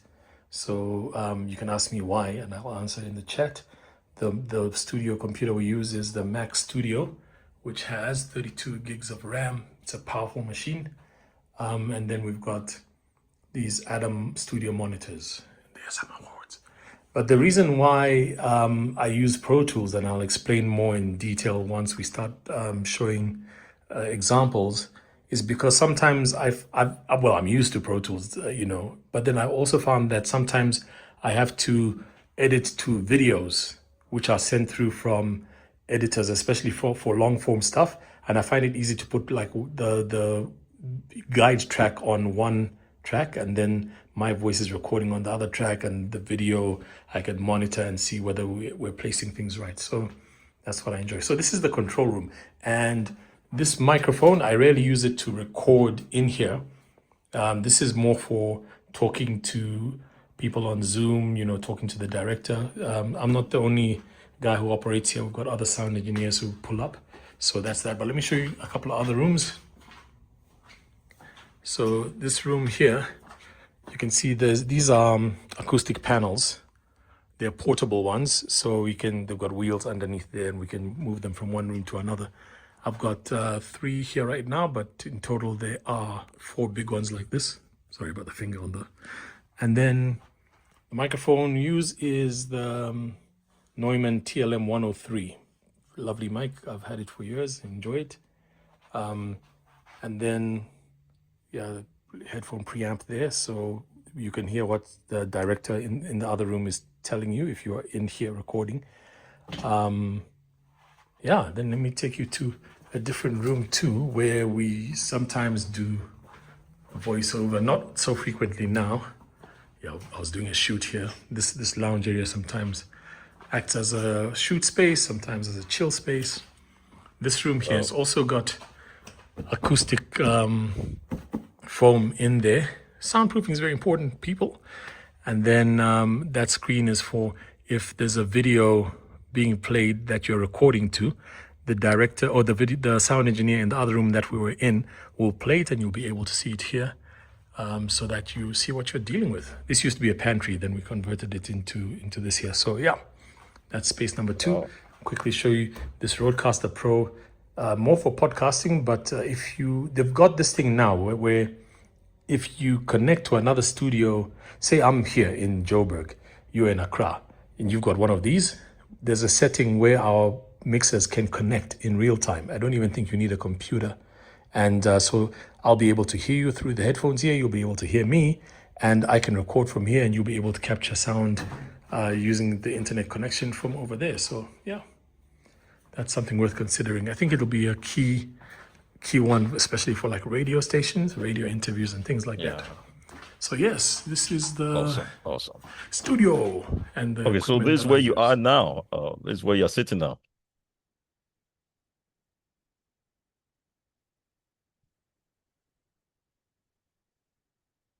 Okay.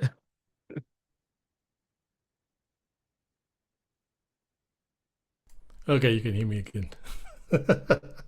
Yeah, Tech, awesome, man. awesome. Like once I did the share screen, then it blocked Pro Tools from having me get the sound back to you. Okay, So yeah, I had okay. to wait for it to happen. Could you hear the sound on that video? Clearly, yeah. Okay, cool. Yeah, so that's the studio basically. Wow, Yeah. beautiful place you have there. What? No thanks. We call it the Pod House. The Port House, yeah. Yeah, like, because we set it up for podcasting, and then yeah. Awesome, Yeah, awesome. I think that's it. I know you got those audio clips you wanted me to play. I don't know if we have time, so maybe we should skip that. I can just maybe comment around them. Okay, let's do that. Yeah, I don't know if you want to, you can play them after. I'm just seeing that we've gone for almost 2 hours, y'all. It's Valentine's Day. Yeah. My general comment, there's one which was like 3 takes on, I think it was MTN ads. Powerful voice. I'm not sure who Yeah, that was. there's what's his name? Oh my God. I'll get his name. You can continue. Yeah. Yeah. So there were powerful clips because of the fact that they were already complete ads. I don't think there's much that I can add in terms of commentary because they obviously that session had people in studio. Let me just let's not be lazy. Let me try and find the ad, and we can not have a conversation that's which is just Andrew. between me and you. Is it Andrew? Yeah. Okay, so let me play one. Is that cool? Tell me if you can hear this. Oh, sorry. I was recording over his track. Okay, let's try again. Oh, sorry. Let's rise. Let's try something new. Let's find Yes, we new hear that, ways yeah. to do old things. Let's make the world we want with everything we have. Let's go. Let's keep going even after we've reached the goal. Let each new dawn and each new day bring new opportunities. And let's be ready for it. Every morning, every day, everywhere we go, let's go.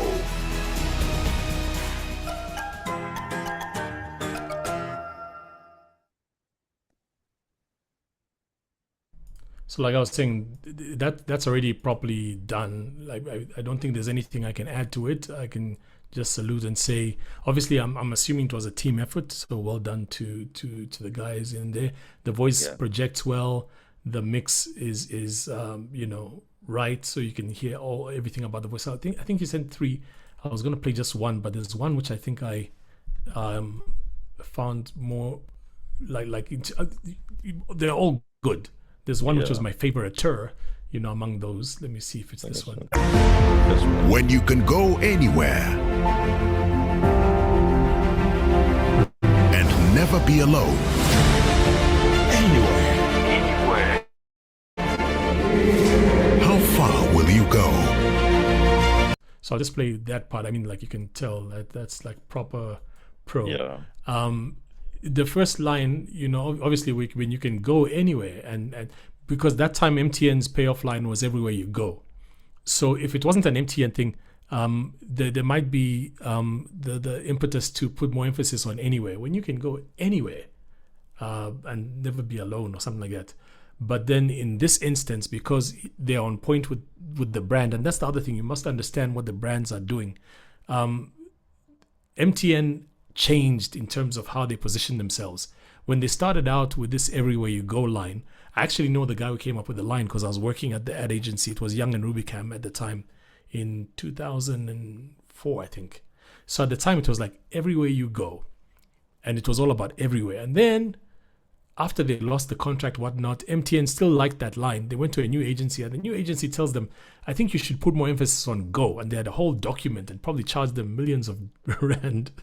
So they changed now to became everywhere you go. So go became the emphasis. So anyway, like this ad, I'm assuming that there was a play on the word go, which works well. When you can go anywhere. When you can go anywhere. I think that's how he did it. Let's check it again. When you can go anywhere. No, I'm wrong. When you can go anywhere. When you can go anywhere. There are many ways to do that line, but yeah, the choice made there still works. And it's a beautiful read. So yeah, that's my feedback on that situation.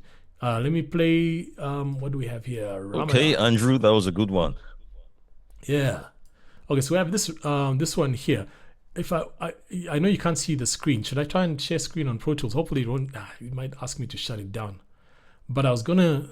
Should I try? Because I've got a comment which is to do with the shape of the WAV file. Just looking at it. Anyway, I'm gonna play it and then I'll give comments. So here comes. Welcome to the holy month of Ramadan. It's a time of alms giving. While at it, fill your body with the right treats to power through from Sahur to Iftar. Visit any shop near you to buy packs of Cadbury hot chocolate to keep you filled this Ramadan. Get the support you need to stay active this Ramadan with Cadbury products. Cadbury, sustain your fast from Sahur to Iftar. Cadbury, stay filled from Sahur to Iftar. This advert is FDA approved. Okay, so my comments, I mean, the first thing that I'm sensing, I'm not sure if I didn't label them by name because I didn't want to be talking about specific guys, you know, so that they might feel like I'm putting them on blast. Okay. But I can tell by looking at this, if I look at the timeline, it says 30 seconds. When I listen to the ad, it feels like there's a lot. It was very ambitious to put all those words in for a 30-second ad.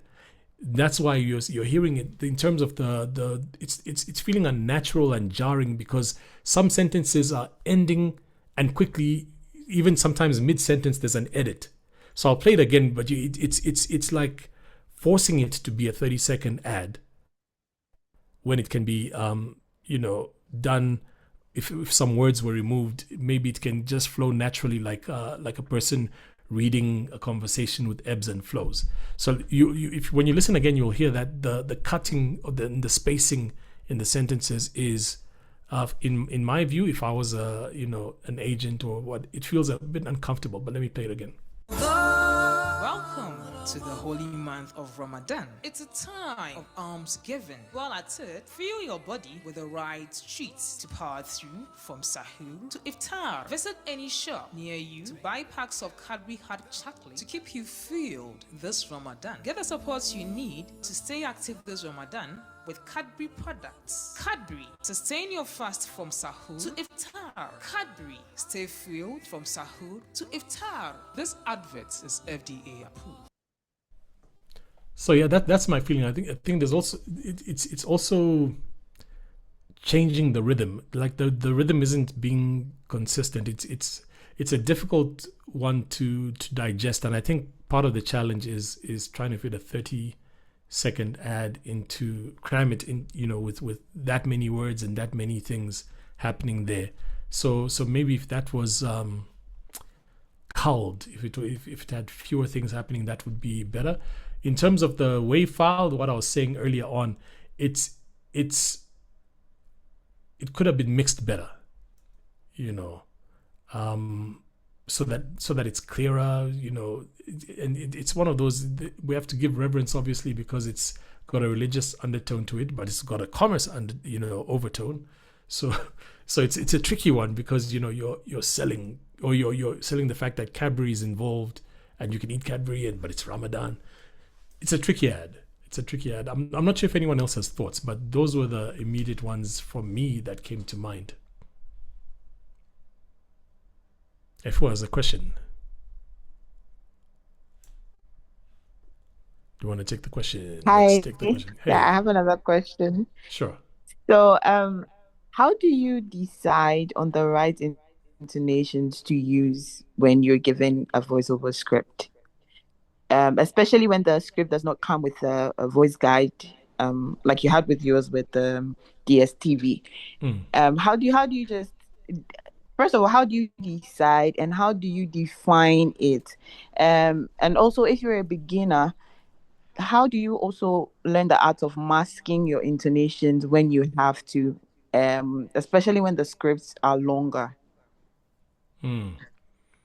I think so. Maybe let me start with the beginner one. It will take a long time before you ease into this thing. It's not like you'll crack it quickly because there's so much happening in terms of decoding the scripts. Deciding on intonation, for me, I find it more effective and more impactful if I understand the content and I'm concentrating more on that. Like if I've got a good story and I want to share the story, I'll do my best to make sure that I'm using the right vibe in terms of voice, the right vibe in terms of how it's communicated. And that's why like a good script will help you in a great sense, because that's the core of it. You're communicating. So like in this ad, for instance, what's being communicated is that it's the holy month, and when you're fasting, somehow there's a link to what Cadbury offers, which helps you in that respect. That's the core of the message. So I wouldn't be caught up sometimes in the rhythm, and that's one of the things that's happening with the artists there. They're going there, then they're going, and it's mid-sentence. Sometimes there's a change in tone. So if I was the director in that situation, I'd probably say, forget about how your voice sounds. More communicate the message to me. Like if you were to send a voice note to me explaining what's happening in this ad in terms of the concept and stuff, you won't be in your head thinking about it, So maybe think of it like you're sending me a message just explaining what this thing is, but then using your voice to beautify it and to make it appealing to the ear. But yeah, if you're a beginner, don't be too hard on yourself, because it takes a long time. I mean, like if I listen to the early stuff that I used to do, cringeworthy in some instances.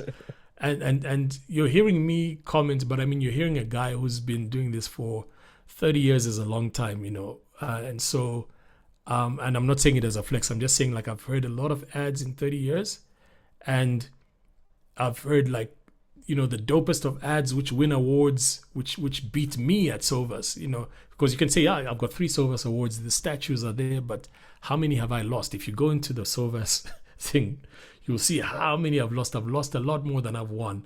And that's the thing. The guys who are doing stuff even, at a higher standard, and it's good to study them. So if you're in early days, don't feel bad, but just make it your point to put your best foot forward each time, and in terms of intonation and stuff like that, I prioritize feeling, transferring the vibe, and then sometimes, if there's somebody to guide me on exactly how they want it done, then I'll take some guidance there. Hope that answers the question.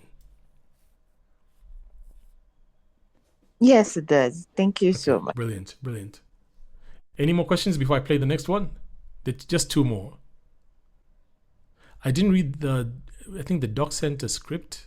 I didn't read that one. I think it was that the one which is like a drama? Because there was a script that you sent. That one I didn't know what to do with it, because it looks like drama, and it's got female voice requirement on it and stuff. So I didn't really know what to do with it. So my apologies. I don't think I could have added much input. I don't do too many audio drama type stuff. Yeah. I think she also sent a recording. I forwarded it to you. Yeah. The White Party one. Okay, let me see if it's this one here. Because if it's the same one, I also didn't know what to do with this in terms of crit, so I might be bad. Doc, I don't know. But let's hear. I don't know if this is the one, but let's see. It's time to turn up. Get ready to witness. No, it's not this one. It's where is it? I think I isolated it. No, it was a conversation between like an AI. Yeah. Oh yeah, there we go. Okay, cool. Got it. Let me see. Let me put it in. Then I'll explain. I won't play the whole thing. I'll play just a bit of it. Here it comes. Ava, how do I use projection? Good morning, Claire. Would you like to record a memory and use projection to extract the perspectives of other people in the memory? No, I want to experience an already recorded memory. No problem. Please put on the headgear and name the memory you'd like to experience. What are the options for memories? You have 2 projects, Claire and Chris Romantic or Claire and Chris Spicy. Spicy? Okay. So I want to play the whole thing. So Doc, here's my feedback. One is that I can hear the acting, so that's pretty cool. If I was, because I don't know what context the particular performance would fall under, because it's not, like I was saying earlier on, it's not in the commercial world. It's not it hasn't got an element of somebody buying into it. So I'm still, not sure whether this would be like for the audiobook world of voiceover, which you can investigate. Depends on whether you want to go into that world, and it's got its own requirements or whatever. I just didn't know exactly how to properly crit, because I don't really know contextually where, if I was a person hiring a voice artist, I'd be looking to place this. If it was a demo for an agent or somebody to listen to, one of the things that now will go against you with this particular demo is you're playing two characters, but in terms of the ambience and everything that's around this audio recording, you can tell that it's you on both times. You know what I mean? There's no real difference between the character and the AI. It might, be worth maybe reaching out to somebody like, T-Code, or somebody who's got a studio, maybe to mask the AI character in there, so that there's a distinction between the two with sound effects or something, so that it's easier to maybe listen to it and understand what's going on. But generally speaking, like I say, I don't have much input in this, apart from the fact that it's the, you can tell that you're performing something and enjoying it. In the voiceover ecosystem, either if I'm listening to this from the point of view as I'm an agent hiring talent, or I'm a director looking for talent, I'm not too sure whether this represents what pops off in that ecosystem, if that makes sense. So if you do want to do like a demo for commercial type stuff, or stuff that or long form narration, if it's like documentary type stuff, then a different demo would do you better than this year. This year it's difficult for me to place, and I think it would be the same for the next guy in whatever capacity to see where it falls in terms of what the norms are and what the ecosystem is looking for. Does it make sense?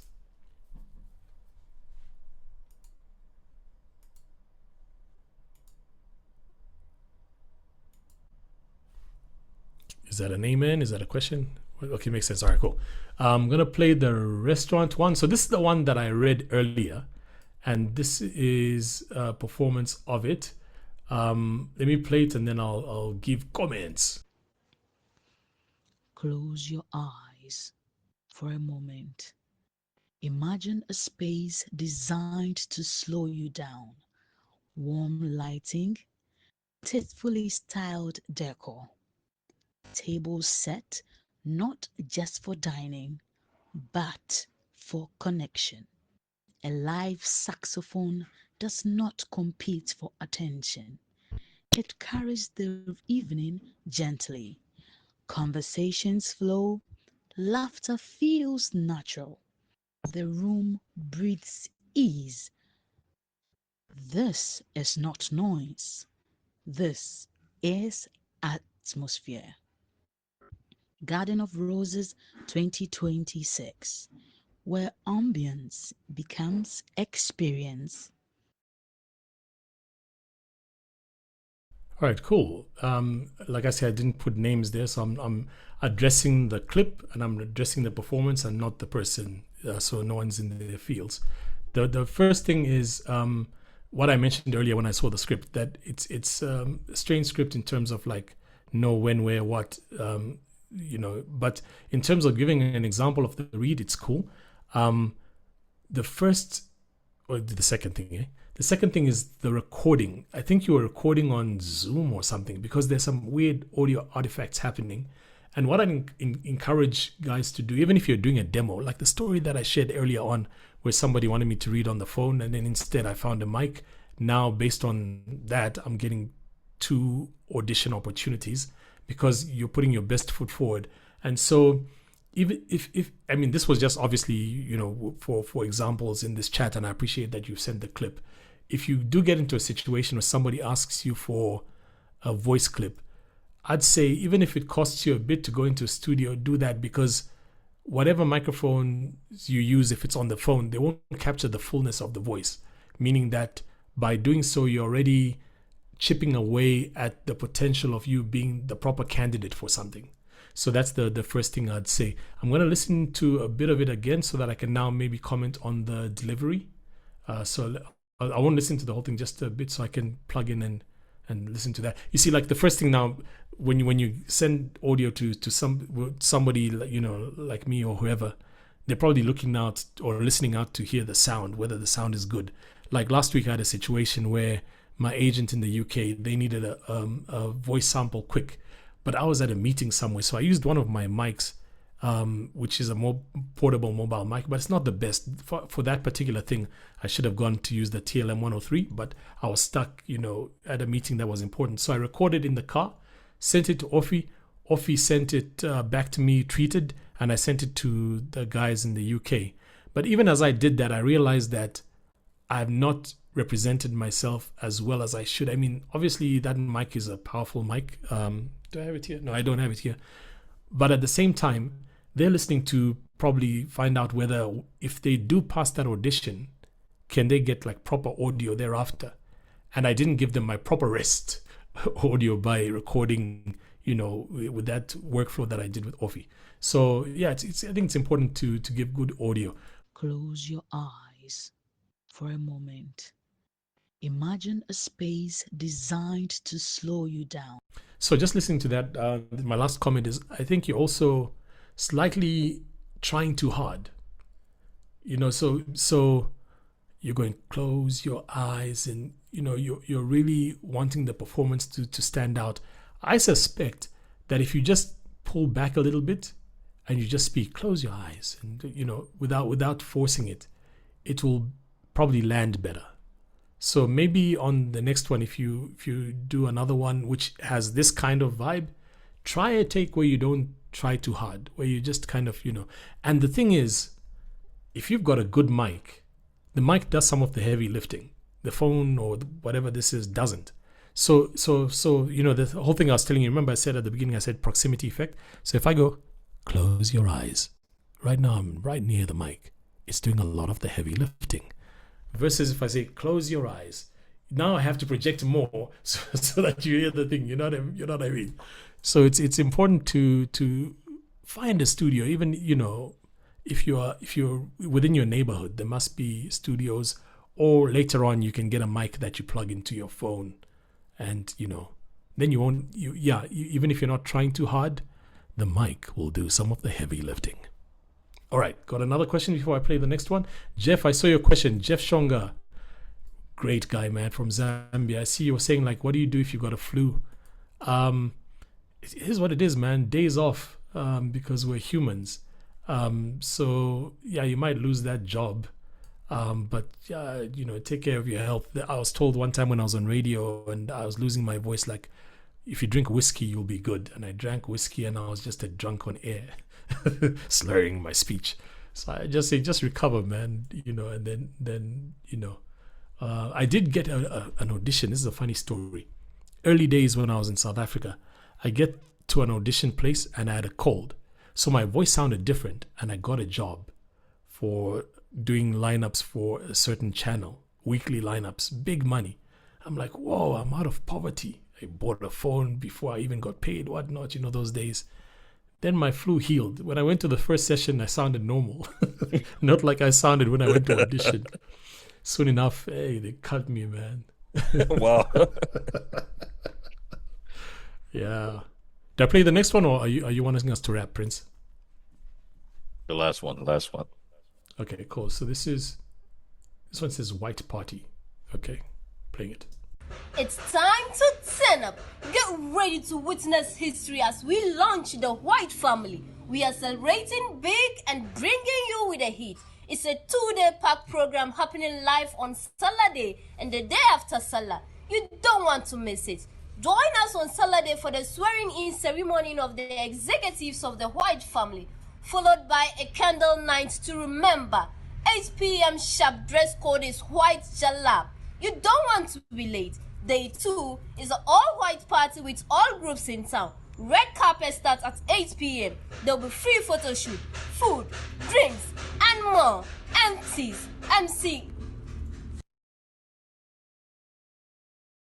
So that one I marked as white party when I was labeling it. So again, not speaking to the person, for whatever I'm speaking about, the performance and the audio. So audio quality, obviously there's like a lot going on in the back, which is distracting. I think there's like a hammer going on, maybe the party is being set up at the venue and you're recording, I don't know. But the audio quality, back to my other comment. If you get a chance to, try the same read, or if you're in a situation where you're doing something similar in a studio setting, because this one here has the read, it doesn't have the texture of the voice, so it's very difficult to judge what the fabric of the voice is. It almost feels like a scream read, so unfortunately it's difficult to give commentary based on the quality of the voice. In terms of the actual delivery, once we look past or listen past the fact that it's the recording isn't recorded in an ideal situation, let me play it again. There's some situations where I'm struggling to hear the enunciation of the words, and it's one of those things whereby, like, I suppose with experience you can start catching on to those. If you were in a session where you had a coach, you can, within, I'd say, maybe 30 minutes, move this read from where it is right now to an improved state. I'm pretty confident that can happen. And in so doing, I'd probably also just, maybe if I was, coaching, isolate this script into sections. Like, let's perfect the first 2 sentences. There's an ad that I did some time ago at the start of COVID. It was a TV ad. My daughter, who's now about to complete school, was the main actress. I was an extra, but she did the voiceover. And the way we eventually achieved it is we were just concentrating on one sentence at a time and making sure that continuity is cool, but making sure that there's clarity each time she reads a sentence. I think at the time she was 11 years old. And I'm not saying that, the performance here sounds like a young person, but I'd say if the important thing is to communicate a message, let's make sure that each sentence lands and is understood, and So let me play it again, so just so I have a refresher. If maybe I'm talking nonsense, but I'm going to play some of it again. It's time to turn up. Get ready to witness history as we launch the White Family. Okay. I'm also not understanding also conceptually what the White Family is. Is it a clothing brand? Is it a proper family, mother, father, son, that kind of thing? Some context, I probably need more context regarding that. But let's see, if you're doing it like shouty like this, the first thing you're saying is it's time to turn up, so it has to sound exciting to the listener. But here's the thing with these things, and this is a thought that's just crossed my mind right now, and so maybe you guys have thoughts on it. An ad communicates to people within your peer group. So if you're doing an ad for Mercedes, that Mercedes ad is going to go onto a station with people that are affluent enough to buy the car. So in terms of the feel and everything else, it'll be that. If you're doing an ad like this, where the first sentence is it's time to turn up, then you're imagining people who are within that same behavior bracket. It's like young people. It's like, maybe teens. I don't know what the age category is. So I'm going to play that first line and then see how, if I was communicating to that target audience, how maybe I'd set it up. So it's time to turn up. Get ready to witness history as we launch the White Family. Okay, so it's time to turn up. Get ready to witness history as we launch the White Family. It's that kind of thing where you can still breathe in between the two and bring some sprinkle dust magic in there, and that's the other thing in terms of like how the script writer set it up. Is it really history? It's a party. I'm not too sure if it's you're witnessing history or you're just going to have a good time, Whereas that witness history line, I'd probably like cut it out and replace it with something else. I don't know, time of your life or something.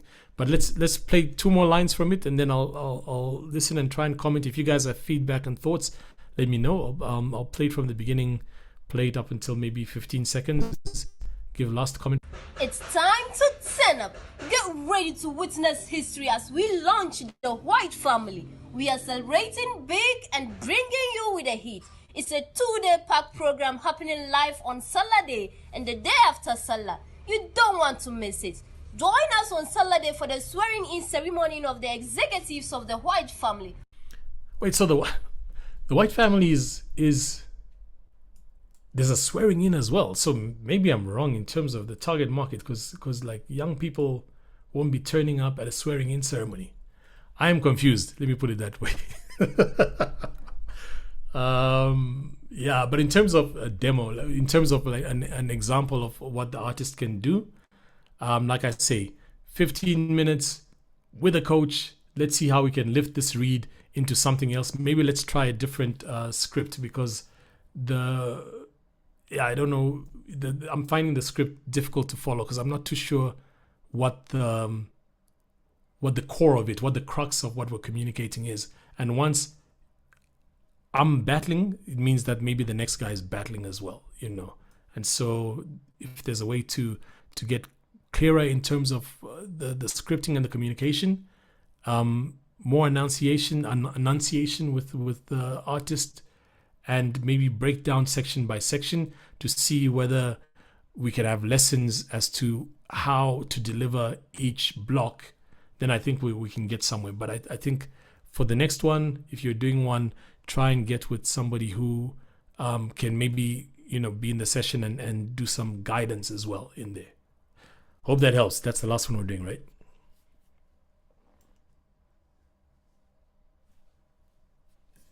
Awesome. Yeah, we've done almost 2 hours plus. This is the longest one you've done. I'm so sorry, man. I talk too much. Usually for an hour. Yeah. When you're having fun. 2 for the price of 1.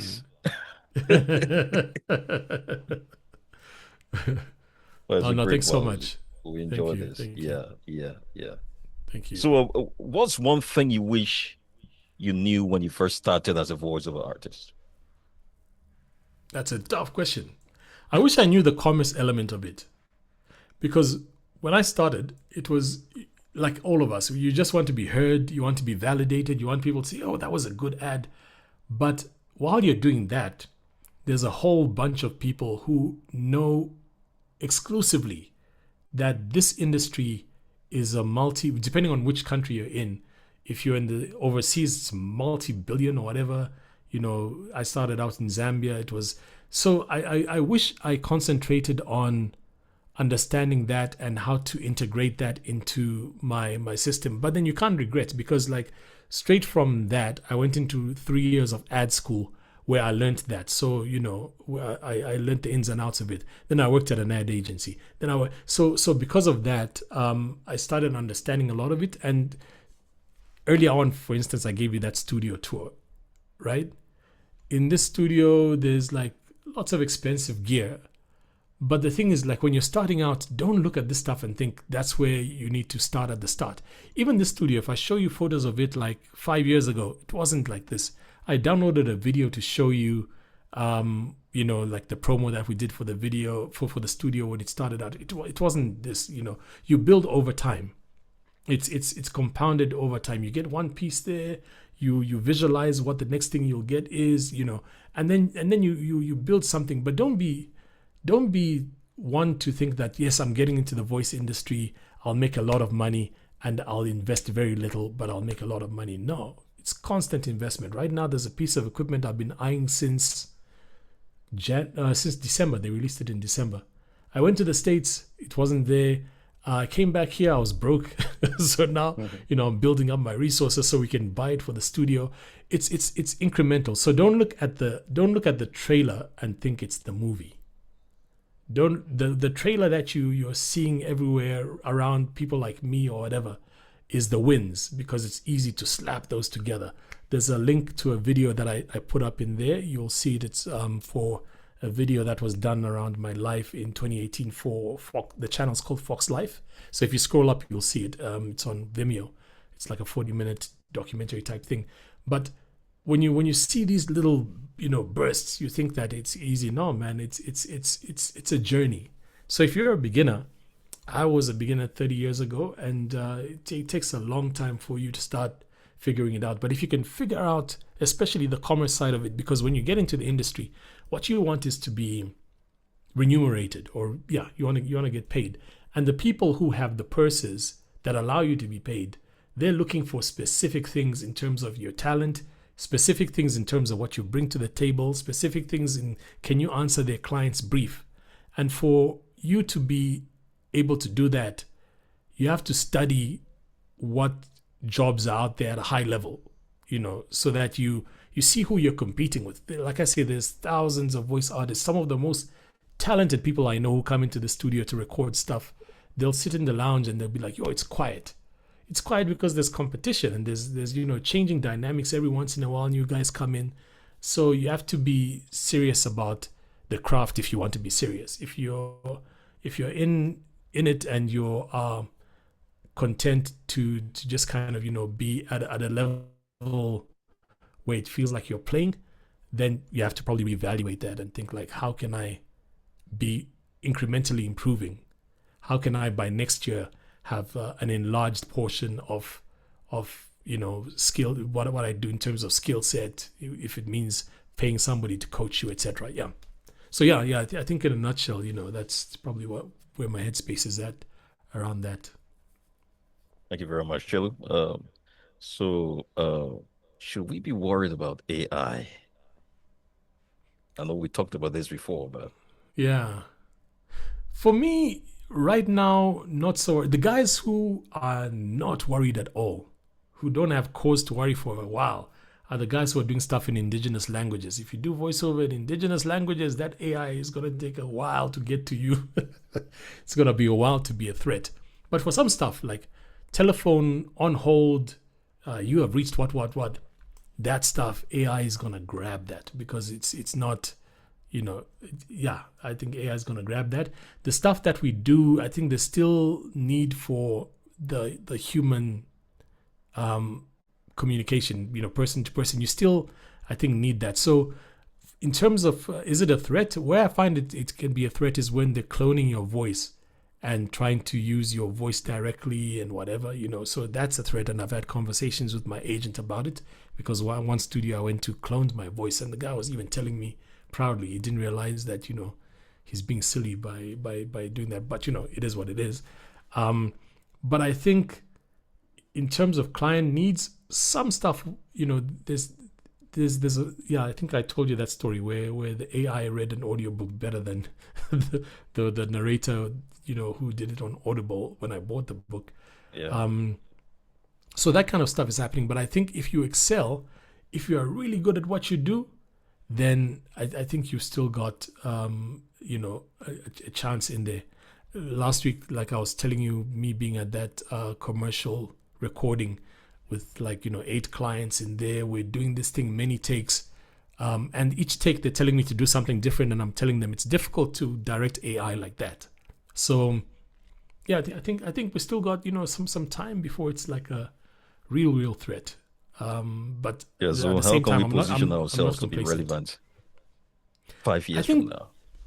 I think just to be uniquely you in terms of the reason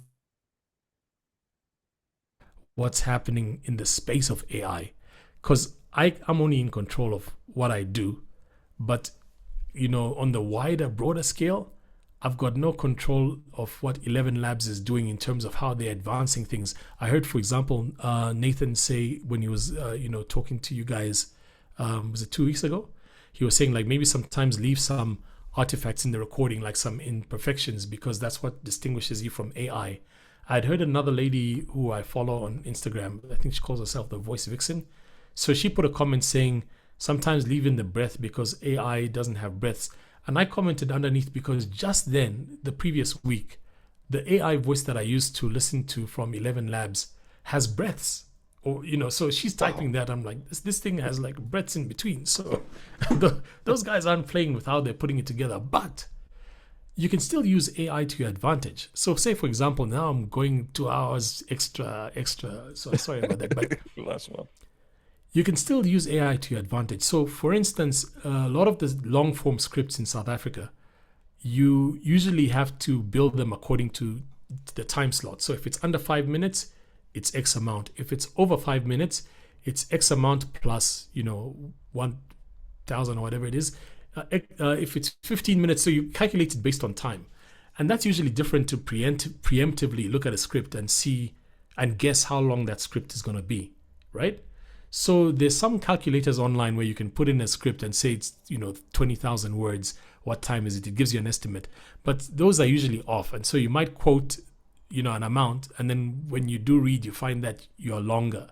They should have given you more money. What I do now is I've got an 11 reader app on my phone, and it reads more or less at the same pace as me.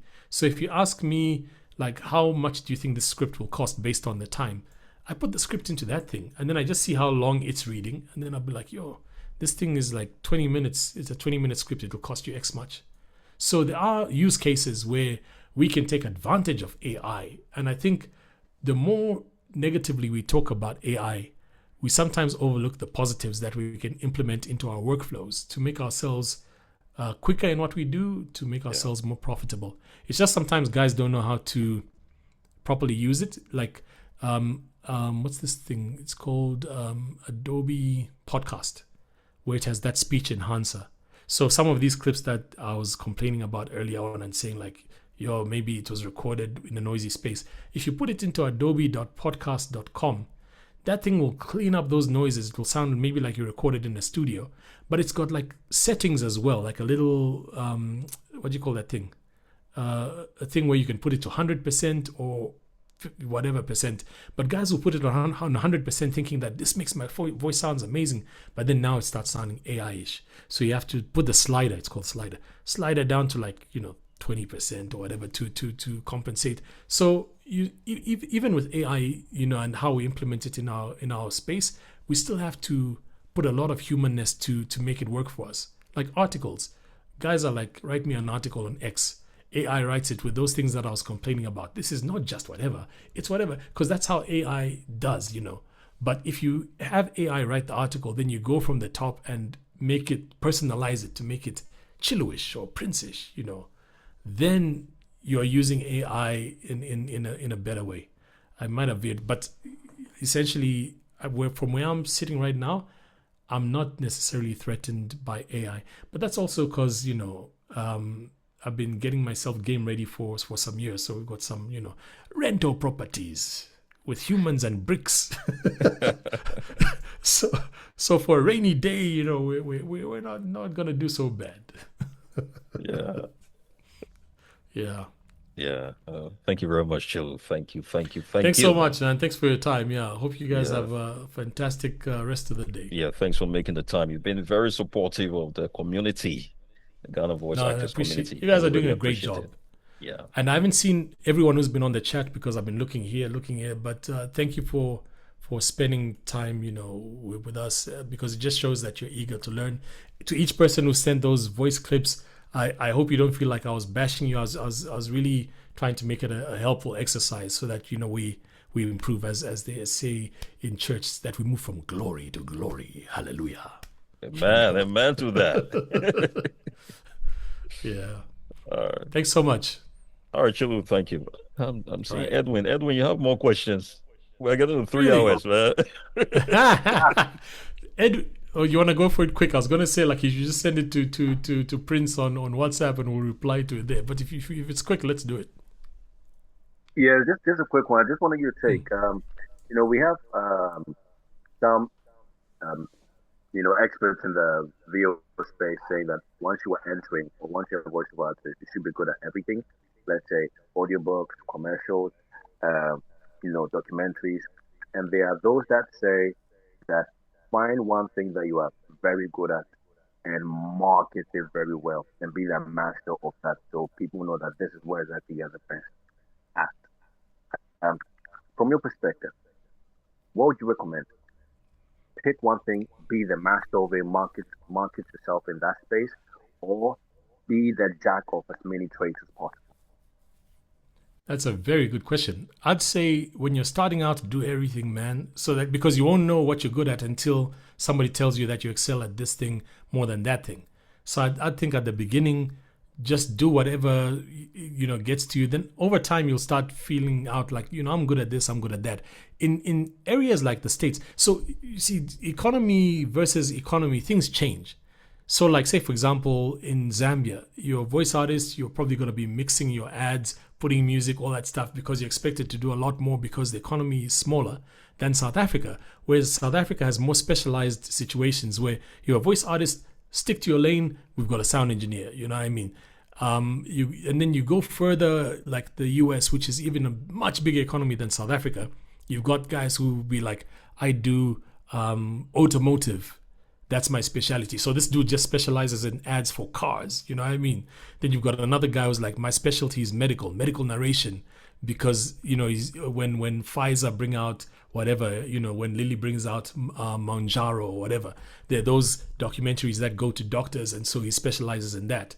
The guys who specialize in promo, Joe Cipriano, for instance, doesn't really do commercial, does more promo. So the bigger the markets, that's kind of where that's more prevalent, where you specialize in one thing. Here in Africa, man, let's do it all. And until somebody starts saying, but you suck at this, then you're like, okay, maybe. So like I do a lot of long form. A lot of the stuff that I do never gets to see the light of day in terms of TV and radio. It's stuff for internal use. Like I was telling you, BCX, I do a lot of stuff for them, even though it lands up on YouTube. I do a lot of stuff for the banks for internal comms. So long form is one thing I do a lot of. Commercials is one thing I do a lot of. Audiobooks I keep away from. Like there's a lot of work involved and not as much in terms of remuneration. Everybody's running away from audiobooks. Audiobooks, man. But there's some guys who are really good at it. I just suck at like the time that it takes. There's a lot, because with audiobooks, again, you have to probably read the whole thing before you even start. I was reading an interview. There's one guy, an audiobook narrator that I love called Sean Barrett. If you go to my Instagram, I did a video on him. That guy is brilliant. But then in the article, they were saying like there was one audiobook narrator who came to the studio, and then he says, he clicks his fingers and says, so what are we reading today? And they look at this guy because obviously he hasn't read the book that they have prepared. You know what I mean? So obviously the audiobook is so involving that I think that's why we run away from it. And also the market in Africa is not really attuned to that as yet. So thankfully we're not doing too many audiobooks. But I mean, audiobooks is, if you're good at it, do it. Video games and stuff as well. Big in the US, there are guys who specialize in it, mocap, whatnot. Here in Africa, not so much as yet. So I'd say animation as well. I know, I think you guys in West Africa are doing more animation than us guys here in Southern, I think. Yeah, I don't know. But it's not also a big area in the continent. So yeah, figure out which, first of all, do everything, but then also figure out the ones that make money. Because if you figure those out, then some of these clips that were sent today wouldn't have been sent, because your eye would be on what are the ones, if you're focused on like what are the things out there that are making money, then that's the kind of thing you'll want to be putting each time you're putting forward a demo, because your target is like, I'm gonna do this and I'm gonna get paid X, because like I say, it's an industry. It's it's an industry. It's a business. I think. Okay. Yeah, I think those are my thoughts for now. Yeah, Chilu. Thank you very much, Chilu. Thank you very much. Thank you. We had fun. We had so much fun, man. We learned a lot from you. You've shared a lot of your experience. Thank you, man. No, thanks very much. Appreciate it. Check out Instagram. Yeah, we'll do that for that ad. All right, Natasha, we know. Okay, that's somebody who is not Zambian trying to put Zambian words in there. Natasha means thank you. Thank you. We know means like I am well. It's like a response to how are you, and feel we know. So that's like you're saying thank you, I'm fine. Oh, yes, a bueno. Yeah, okay. No, but thank you. I appreciate. Who is that guy Greta? I appreciate you trying to make me feel at home with the words from my language. So yeah. Thanks so much. All right.